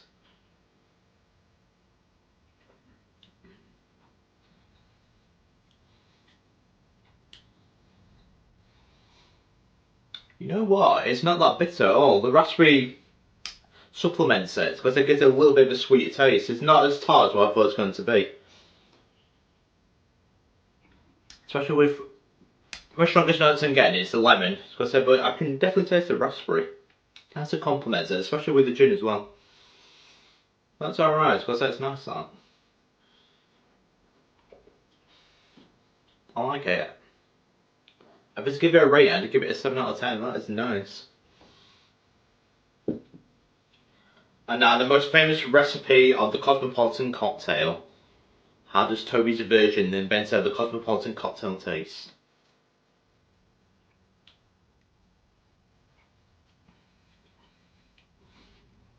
Oh, that is beautiful. Because the cranberry juice you can taste, that's overpowering. But it's not that bitter at all. It's got to say, it has a kick to it. That's what I'm tasting. It has a kick. It's got more of a kick to it than the 1934 version of it. That's what I'm tasting. But you know what? It's got to say, the citrus vodka is lovely with this. It's totally covered with the Cointreau and the lemon and the lime juice.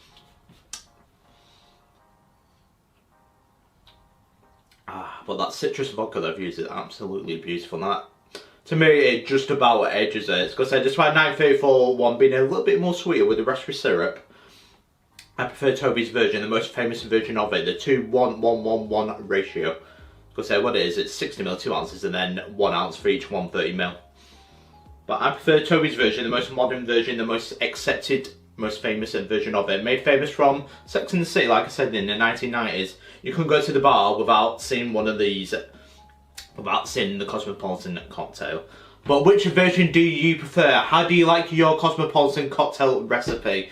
Because I've done the classic version from 1934 and the most modern, most popular version from 1988 from the inventor Toby. But I've been mixed. Because I hope you enjoyed the video, I hope you enjoyed the Cosmopolitan cocktail. I recommend it if you ever do, if you've never tried one, because it is beautiful. It's a nice vodka recipe. Or if you want to try the gin version, or if you are a gin lover, then I would recommend 1934. Give that a try. But don't forget to like and subscribe to Mix It for more cocktail videos like this. And I will see you guys for the next cocktail video. Cheers.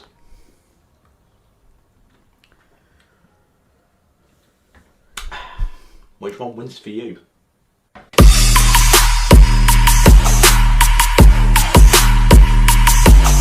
And thank you very much to Mixid for providing today's halftime entertainment. Do go and check him out. Links and details, they are in the description. As you can see from the timer clock, the second half has just got underway here. Manchester City attacking from right to left with Sparta attacking from left to right. Sparta have just made a change as well. I was waiting for TNT Sports to put up confirmation unless I've missed it. So I await that. I'll have a quick look on SofaScore to see who's just come on, as it'll be interesting to see what City are going to do to try and get that second goal. It might come now as a deflected shot from Gundogan goes just over the top of the crossbar and out for the first corner of the second half. Craig says, first game I saw was the 1976 League Cup final on telly, of course. Love that. Julia says, Jay, hope you still have that green shirt. Unfortunately, I do not still have that green IDOS top. It'd be it seems crazy it's my first top that it'd now be classed as a classic, as Man City send a corner in, and surely, there we go, Nathan Ake doubling Manchester City's lead inside the first 2 minutes of the second half. Another corner goal for Manchester City. That new set-piece coach is paying dividends for Manchester City now, and City get that all-important second goal, and Manchester City go 2-0 up here at the Etihad Stadium, and it's the return of Nathan Ake, and Manchester City returning back in amongst the goals.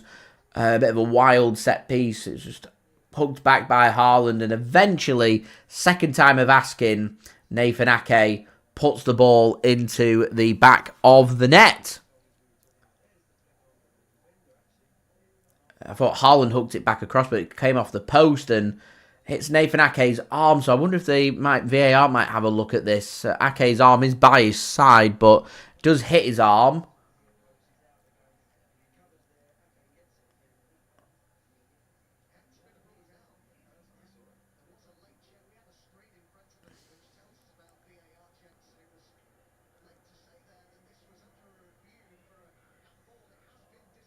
There you go, handball. It's been disallowed because it's hit his arm and it's classed as interfering with play. Nathan Ake's Nathan Ake's goal has been ruled out. Remains 1-0. That's harsh. That's really harsh.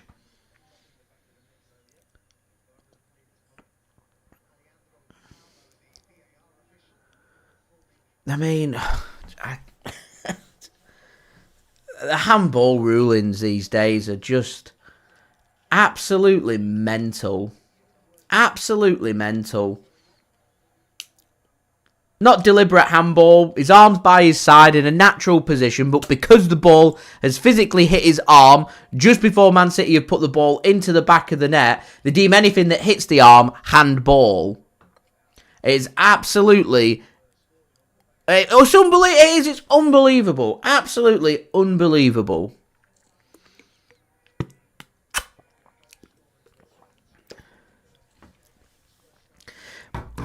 And believe it or not, this ruling was actually brought in place because of that goal that Tottenham Hotspur scored against Manchester City in the Champions League.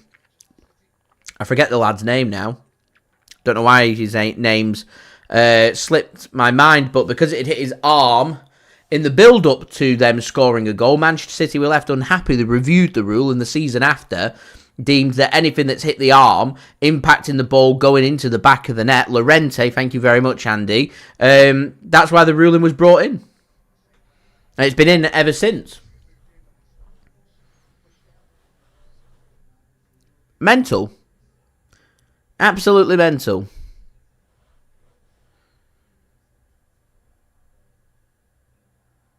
Anyway, we've got to pick ourselves up. Keep going. Good set piece. Keep pushing. Keep going. See if we can get that second goal and try and put this game to bed. ML, thanks for tuning in. City have just scored their second goal. It's been ruled out for a handball that's just wasn't handball, but because they've got the handball rulings in place where if anything hits your arm before it goes into the back of the net, they deem it handball. And it's been ruled out. So City lead only 1-0 rather than 2-0. There we go. Taylor, I'm fairly sure Barcelona owes a lot of money for Ferran Torres. Andy says, my dad, uncle, granddad, great-granddad were all City and City only. None of this nonsense following both teams back in the day. City through and through, generation after generation. Love it. Love everything about it. Here is Matheus Nunes.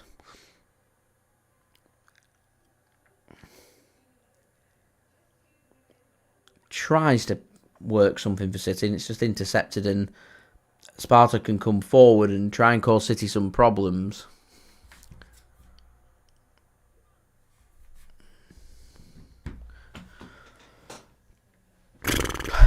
That's my thoughts. Anyway, don't forget, leave a thumbs up. Now 45 likes away from 100 likes. Do subscribe and do check out today's video sponsor, SofaScore. Andy, it's mental. There's nothing Nathan Ake can do to get out of the way of the ball. If his arm was in an unnatural position, it was out by his past his side, then I can understand. But because his arm's tucked in next to his body, as you say, what do you want him to do? Cut his arm off? Have no arms? The rule's stupid because Nathan Ake could chop both his arms off and the goal would have counted. And the goal would have looked exactly the same as it did. So it's more beneficial for him to have no arms. Excellent work that from Manchester City to win the ball back. Crowd show their appreciation. Even John Stone shows his appreciation. Here's Ilkay Gundogan for City. Gives the ball to Phil Foden. Back to Johnny Stones. Gives the ball to Phil Foden. Here's Savinho. I want to see a little bit more from Savinho. Second half. Didn't see too much. It is like Monty Python. It would. Do you know what I mean? He could cut his arms off.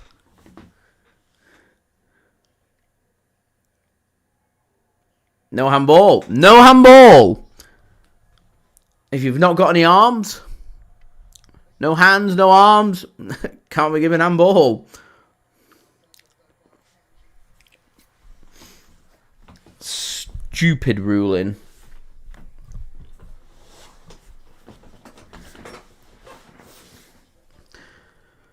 Anyway, here's Rico Lewis for Manchester City. 53 minutes in. City leading by a goal to nil thanks to the Phil Foden strike on 3 minutes.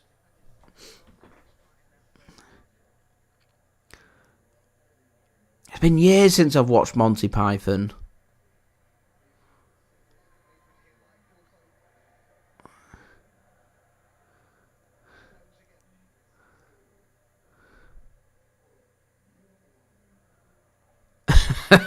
I like that from Taylor, that's funny. Anyway, a ball gets hooked in by Phil Foden off the shin of the defender for Sparta. It's Sorensen off his shin, out for a corner. Right, we just had a disallowed goal from the last one. What can we do from this corner? City pile everybody into the 6-yard box. Ake's in there, Akanji's in there, Haaland's in there, Stones is in there. Lots of physique, lots of height. Just needs a good ball in. Referee says no pushing and pulling from the players.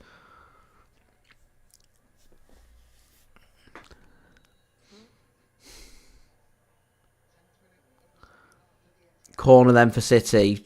Whipped into that 6-yard box. Headed clear by Sparta.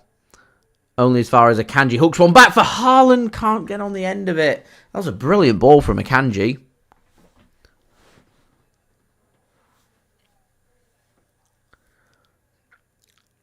Here's Gundo. Gives the ball to Savinho.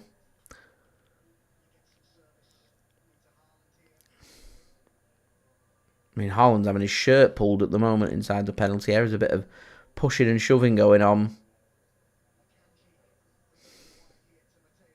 Here's Nunes for City. Edge of the penalty area. Gives the ball to Stones. Rico Lewis with a little bit of space. Gives the ball to Foden.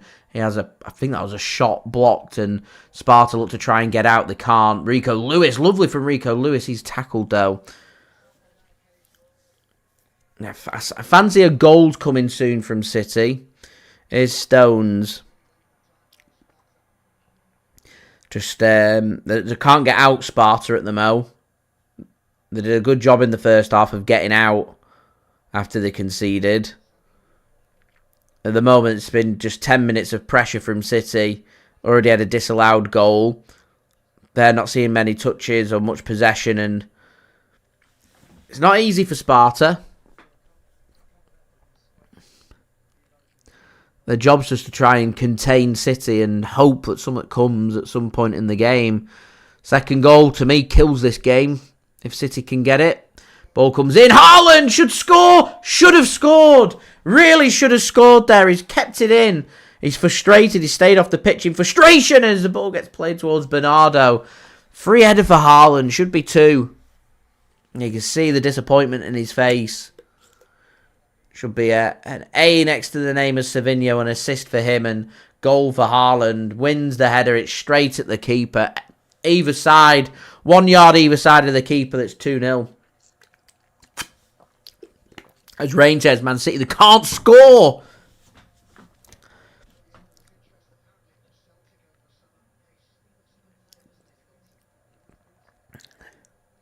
Rico Lewis gives the ball away. And poor touch. Poor touch. I think it was from Olatunji up top. And he sends it out to play for a goal kick. He was looking to try and round Ortega as a poor pass came in from Rico Lewis. I don't think he was aware that there were 3 players around him. And not the best of awareness from Rico Lewis. And City, I think, get away with one. Craig could be onto something there. Lots of time. They will start to tire. It's That's why I wouldn't have started Doku if he was fit today. I'd have had him running at these tired legs for the last 20 as Savinho does well. Goes past his man. Hooks one across. There's the second for Manchester City. And what a finish from Erling Haaland. That was unbelievable from Erling Haaland. I need to see that again. Erling Haaland hasn't just done what I think he's just done. Has he?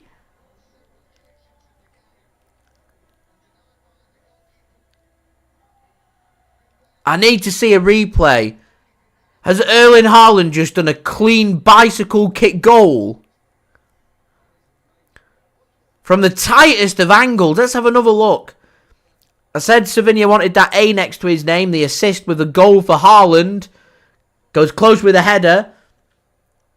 It's not even an overhead kick. What kind of finish is that?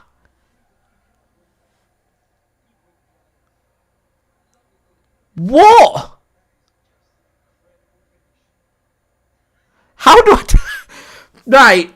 If you're watching this game, how do I even verbally describe that goal?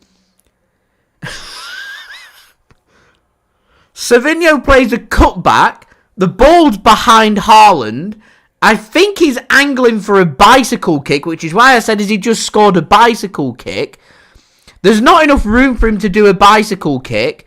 So he goes with his left foot and just kind of hooks his left foot and just kind of like kicks out at the ball and puts the ball into the net. I have never seen a goal like that before in my life. That is absolutely unbelievable.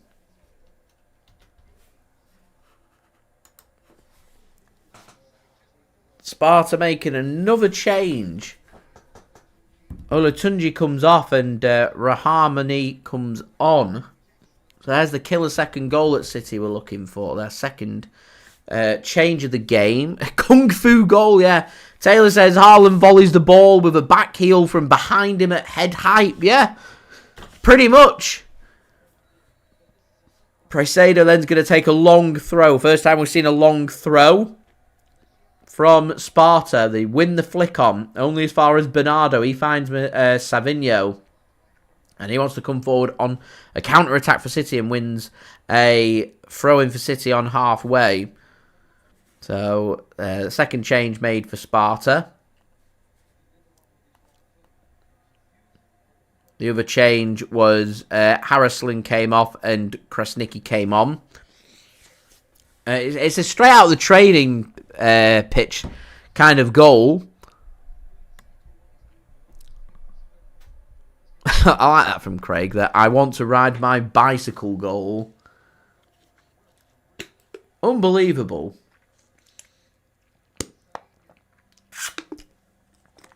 How does Erling Haaland miss that pretty straightforward header, but scores that? How does that happen? Unbelievable. Anyway, it's just what we needed. What we want to be thinking about now is third goal, just to wrap up the 3 points. And I imagine if we can, Pep will want to start rotating. And we've got young Nico O'Reilly on the bench. James McAtee could do with some minutes. So we've got some options there. I imagine City will probably be interested in taking Nathan Ake off at some point. They don't want him to pick up another injury. How many goals? I don't even know how many goals Erling Haaland scored in Europe. He's an unbelievable player. And you can't keep Erling Haaland quiet for too long.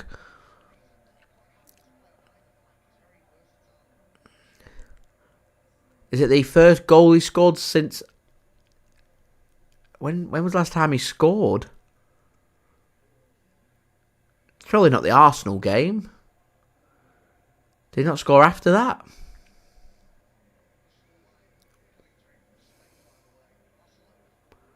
There you go. See, I was asking before why people support City. It says Haaland the reason why Geffin's decided to... That is Barcelona, sorry.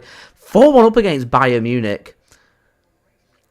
It doesn't seem to be working for Vincent Kompany at Bayern Munich. Certainly not in Europe, anyway.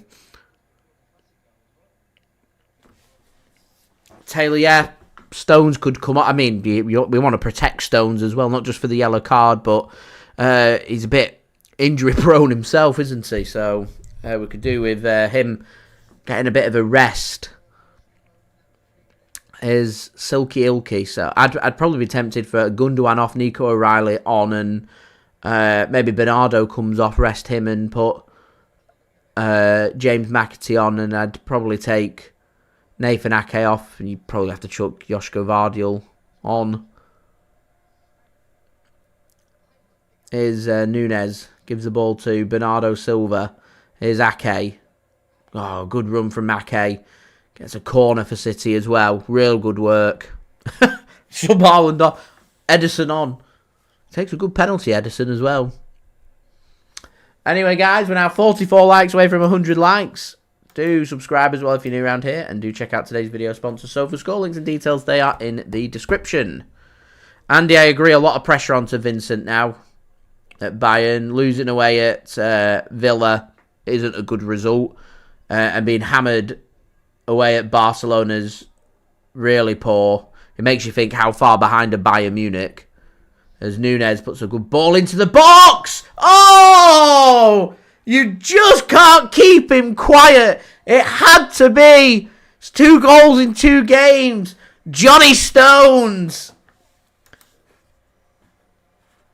2 goals, John Stones.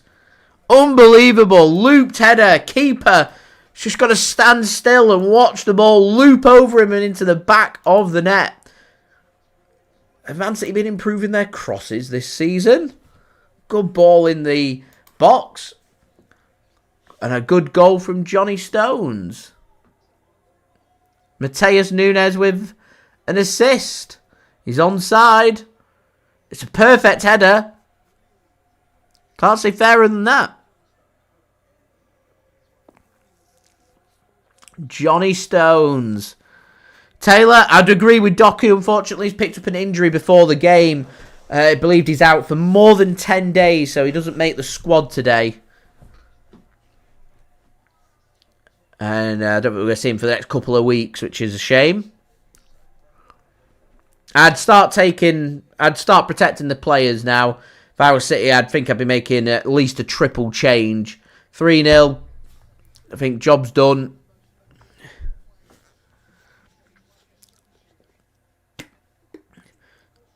Yeah, if he wasn't so injury prone, I think John Stones would be my favourite City player. He's a cult hero. I said it after the Wolves game as, I thought Savinho was going to get his first goal for City there.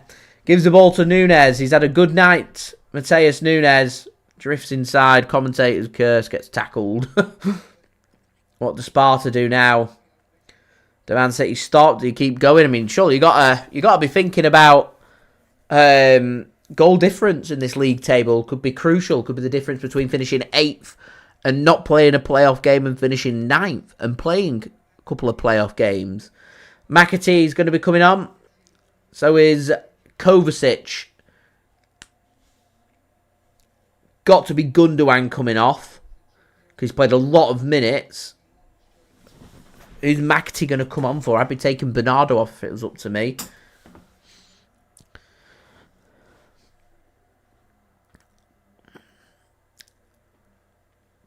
Here's Gundo. 67 minutes in. 3-0. Manchester City lead. Akanji gives the ball to Gundogan. Ake. Gives the ball to Akanji once more.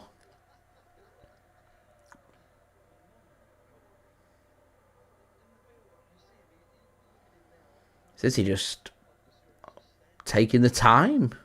Kanji's just happy to waste time, just keep hold of the ball, and Sparta are just happy not to press him, and City just knocking the ball around. I think they're just waiting for Sparta to come forward so they can open them up. That's exactly what City have done. Rico Lewis then to Foden, plays a good pass. Nunes, Haaland! makes it 4 for Manchester City. This is scintillating stuff from Manchester City. Matheus Nunes covering himself in glory this evening. Erling Haaland bags a brace and Manchester City score 4. Manchester City picking up the big 3 points here today. Good stuff. Craig, where's the beer? Yeah. It's a work night, unfortunately. But we'll be back on Saturday. Not a work night. Return Saturday. It's Southampton, isn't it, at home? Wow. It's a good finish. Wow. Taylor, I work for prescription services. So, who's coming off for these changes? It is Gundogan and Bernardo, the two that I said. Kovacic and James McAtee comes on, and I can't imagine it will be too long before you probably see Nico O'Reilly come on for City as well. Extra rest for another one of our midfielders, or maybe extra protection for maybe Phil Foden or somebody. Manchester City. This second half is probably the best I've seen from City since August, I think.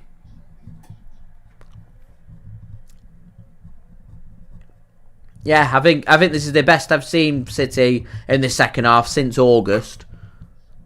It's been patient stuff. City have been motivated. They've been direct and played some real good stuff. And as Taylor says there, Akanji slowing the pace of the game. Wants Sparta to come and press him. Well aware. Couple of well-placed passes. And boom, you're in. City know exactly what they're doing. Real good stuff. Taylor, well, the point was to rest Kovacic, wasn't it? We could have just chucked Nico O'Reilly on, to be honest. And given Kova a rest. And again, here's Akanji just slowing it down, waiting for the press to come in from, from Sparta. And just trots over. Not falling for that trick again. No one's come forward. Here's James McAtee to Nathan Ake. I can see Ake coming off at some point. Surely he's not doing 90 minutes here after just coming back from injury. 34 Champions League goals for Erling Haaland. It's unbelievable. Here's Rico Lewis. How good's Rico looked in the second half. Here's Savinho. Plays one to Haaland. Why does he may as well just overhead kick it at this point from 25 yards? Why not? Here's Foden. Gets the advantage from the referee. City are going to work this to the left. The ever-dangerous Matheus Nunes looked really good tonight, Nunes. Gives the ball to Ake. Back to Nunes. Here's Kovacic. Plays one to John Stones. He's got himself a goal as well. Gives the ball to Savinho.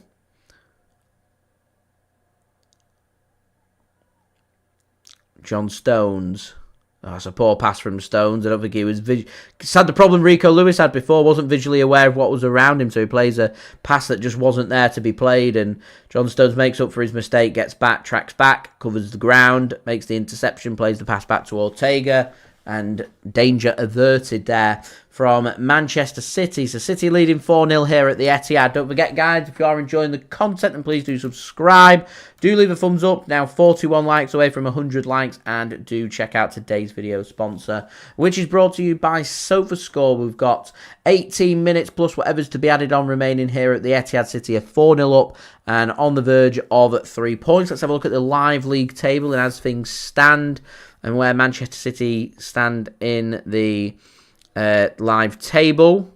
Manchester City currently third in the live table in the Champions League. Premier League teams ruling the roost. Aston Villa top. The only team to have picked up 3 wins from 3 games. Liverpool in second and Manchester City in third. Oh, sorry, Liverpool have picked up 3 points from 3 games as well as things stand. So Manchester City in third place, got a +8 healthy goal difference and looking pretty good.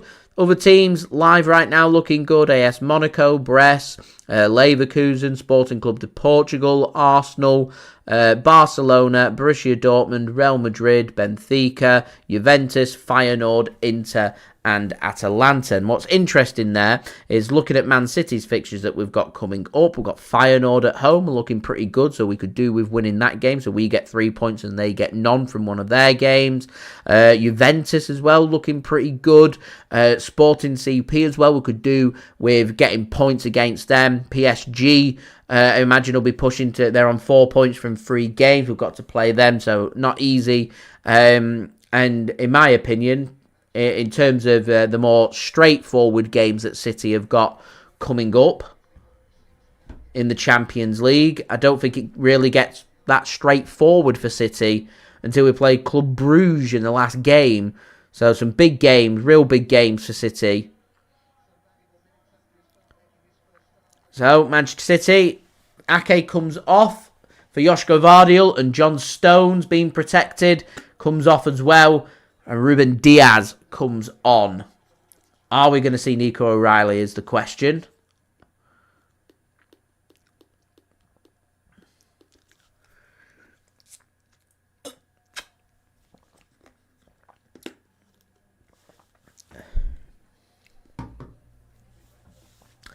Craig, spot on. We are doing it without Rodri and De Bruyne. If we come home with a big trophy, a Champions League or Premier League without Rodri for the season and Kevin De Bruyne for a long period of time, it's remarkable. Andy, I agree, because that Nunes has got to be starting at the weekend. Left wing, he starts against Southampton for me.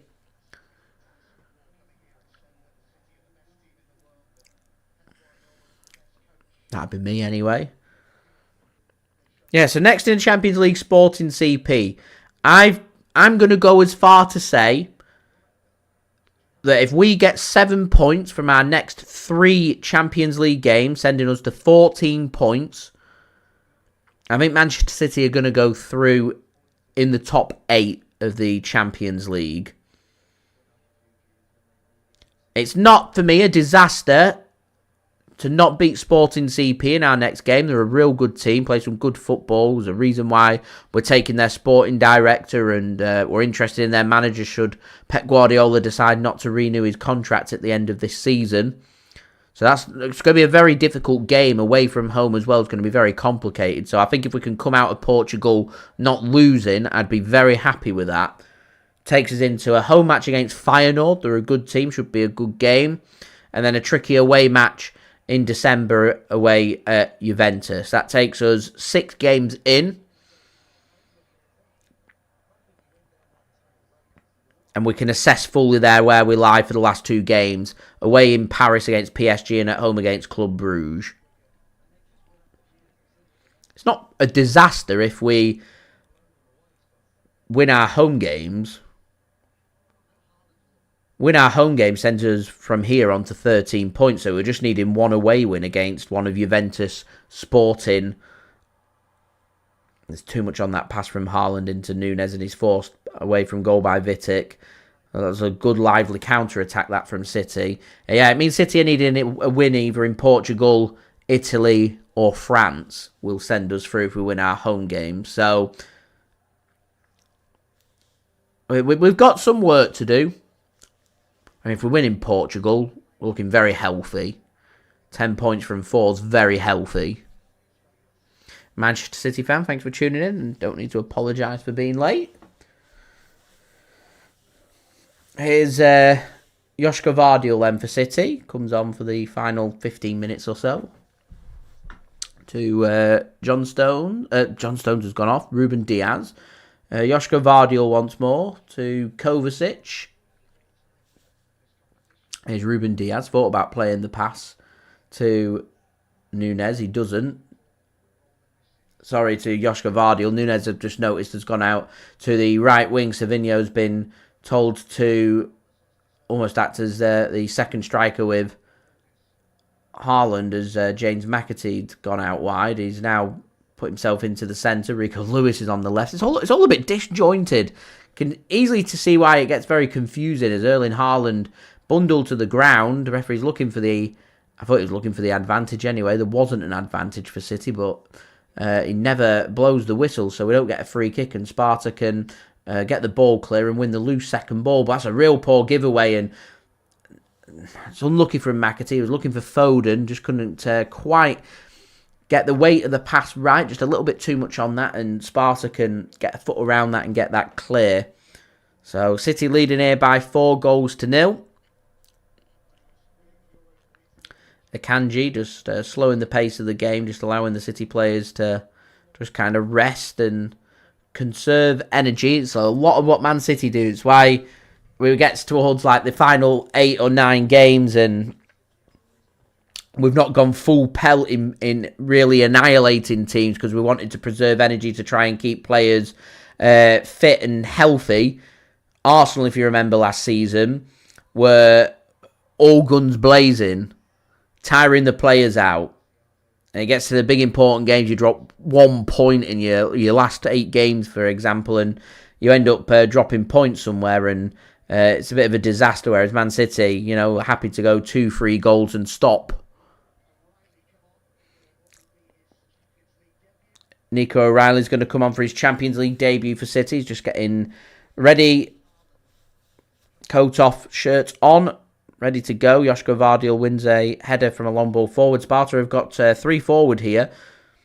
Should be kept in by Precaido. He does, and he plays a ball across, finds a Sparta player, and in the end, Man City can cut that off through Savinho, and he plays a pass to Rico Lewis, and lovely work that. What a lovely step over from Kovacic. He's been, for me, Kovacic has been, I think, Man City's player of the season so far. Is along with Josko Gvardiol and Erling Haaland right up there too. Is Nunes then to Kovacic. Finds a pass to Rico Lewis. Of course he finds a pass. Outstanding. He is an outstanding player. Haaland puts a cross in looking for McAtee. Couldn't quite find him. And out of play for a goal kick. So Nico O'Reilly's going to come on. Is it going to be for Foden or is it going to be for Haaland? I think Haaland wanted his hat-trick. I think that was an attempt on goal, that, you know. Knows he's coming off. Yeah, I think that was a shot from Haaland. I still can't get over that unbelievable goal that he scored. That flick. There you go. See, Middlesbrough winning. Haaland then comes off from a brace, doesn't get a hat-trick. He's disappointed with that. And Nico O'Reilly's going to come on. Some fresh legs for the final 10 minutes for Manchester City, which is good to see. Smile there from Haaland, has a word with Pep. Gives him a little slap on the bottom. And he'll go and sit out the remainder of the game. Put his feet up, ready for the weekend against Southampton in the Premier League. So Nico O'Reilly comes on. Where in midfield is he going to go is the question.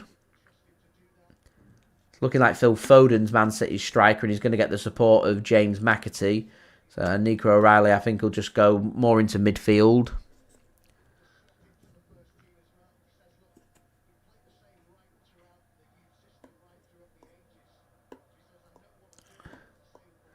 Here is Josko Gvardiol then to Ruben Dias.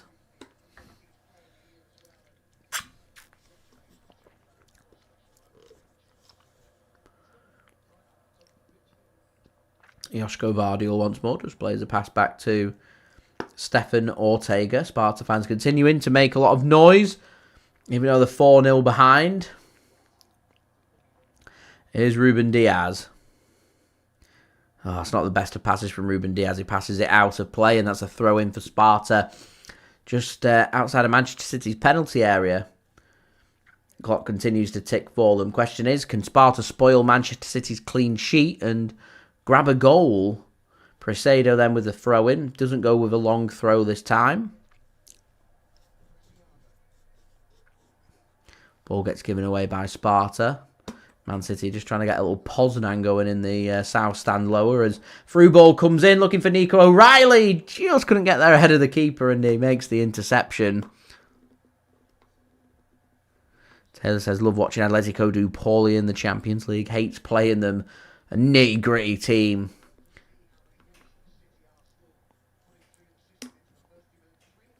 They're the kind of team that are definitely going to go into the playoff and will grind. Once it gets to the knockout stage, Atletico are very good. So for them, it's just about finishing in the top 24. Because I think they'll be pretty confident, no matter who they play, to beat and grind a team over 2 legs. They're capable of beating Europe's best. So that's just the case for them. It's just make sure you're in the top 24. Same for Bayern Munich. Not going to be great if they don't make the top 8, but I'd expect them to be making the top 24. And if they do make the top 24, I think they'll be too strong to not go through to the last 16. Craig, yep, I'll be having another live watch along on Saturday, live at 2:30 p.m. BST. Final BST until March.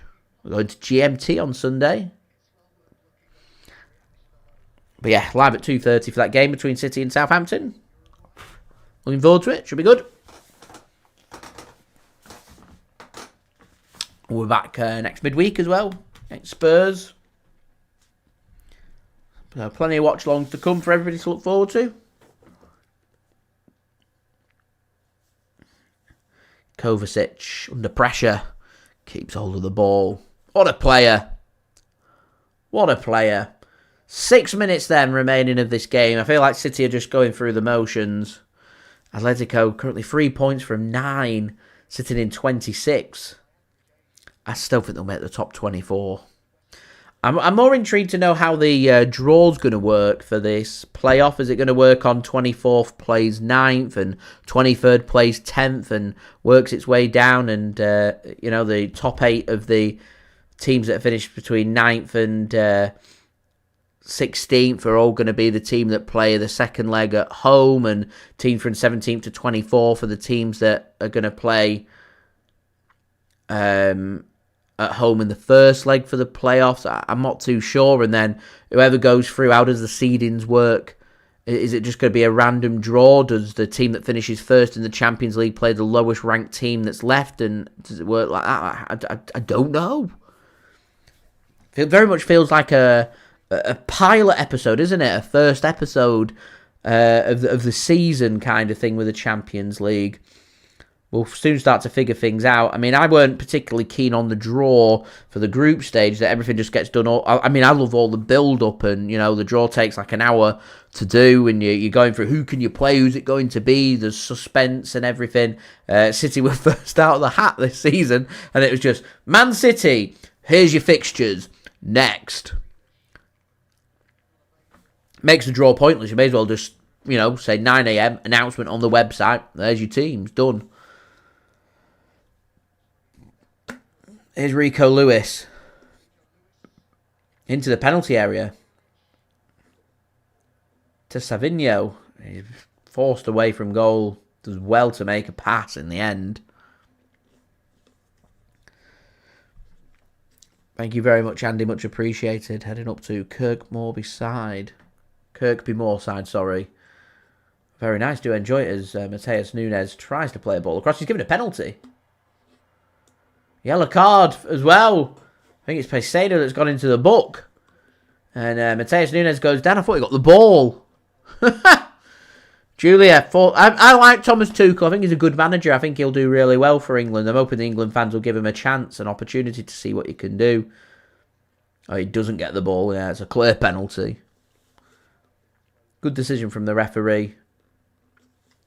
Right through the back of Matheus Nunes. It would have been the perfect time for Erling Haaland to have got his hat-trick. He's on the bench. He got subbed. Who's going to take it instead? Matheus Nunes wants it.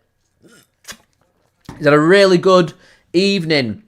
Feels confident. Can he top it off and get himself a goal as well? He deserves one. Matheus Nunes, can he get his first Champions League goal as well? He's already got an assist this evening. Come on, Matheus. Referee's whistle blows. And no mistake from Matheus Nunes. Lovely penalty into the back of the net. 5-0. Manchester City, an emphatic win for Manchester City as well. Pep Guardiola looks on in awe at Matheus Nunes. He deserves that. I wonder if Matheus Nunes has seen the news today of both Jack Grealish and Jeremy Doku being injured, and he knows that with a good performance today, he's got regular starts for the weekend. I expect him to be starting against Spurs. I'm expecting Matheus Nunes to do something he's not done before, which is 3 consecutive starts for Manchester City. And this might just be the birth of Matheus Nunes making a name for himself at Manchester City. Really good penalty that from Nunes. Sends the keeper the wrong way. Lovely height on it. Keeper could go the right way and he wouldn't make the save. Good from Matheus Nunes. My score thing doesn't seem to be working right now, which is not the best. Rynes comes off. Visner comes on. Solbakken comes on for Sparta as well. Oh, nothing seems to be working on my OBS now, guys. Right, see if...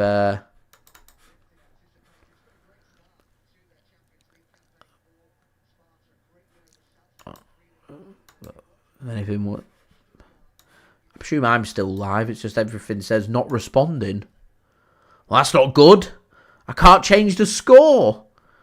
It says 4-0, but I tell you right now, it's 5-0 Manchester City. I might have to quickly close this off, you know, guys. Right, hopefully we're back in business. Apologies for that, guys. Thank you for bearing with. Hopefully, good to go. We're into the first of just 2 minutes added on. Great time for it not to be responding for me, isn't it? Just as we're right near full time. So, we'll have my match reaction up in the next hour or so.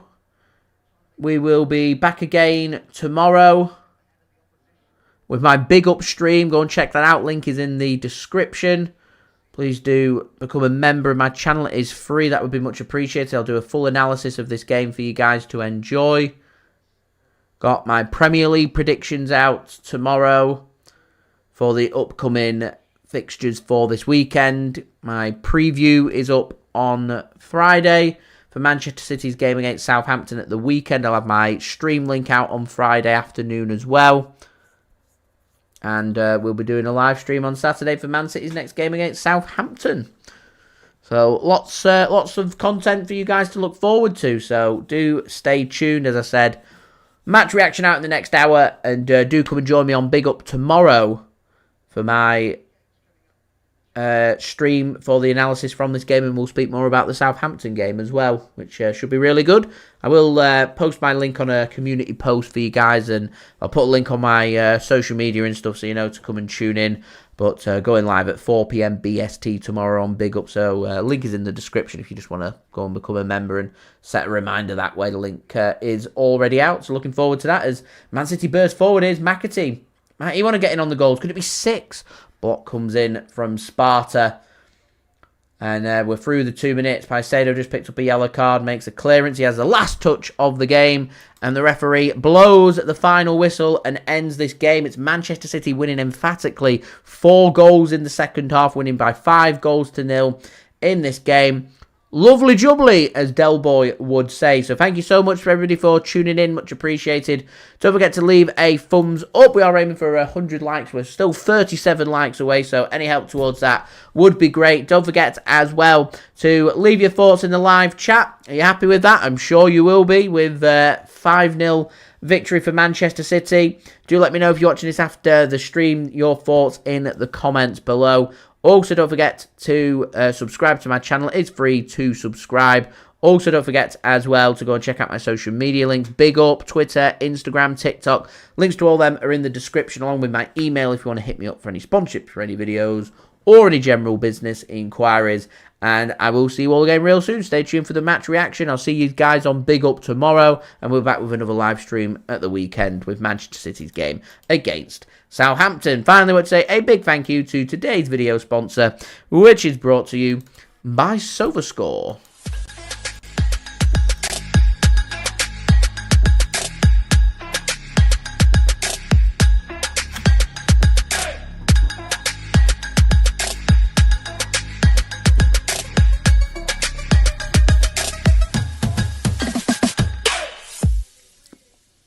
And a big thank you to SofaScore for sponsoring this video. Do go and check them out. Links and details there in the description. It's a free app to download. Anyone that does download, using my link does help to support the future content created here on my channel, and they are going to keep you guys with all up to date with all the latest scores, statistics, match information. They've kept you guys up to date with all the latest team news today, along with the latest statistics, my halftime analysis, and everything for you guys to enjoy.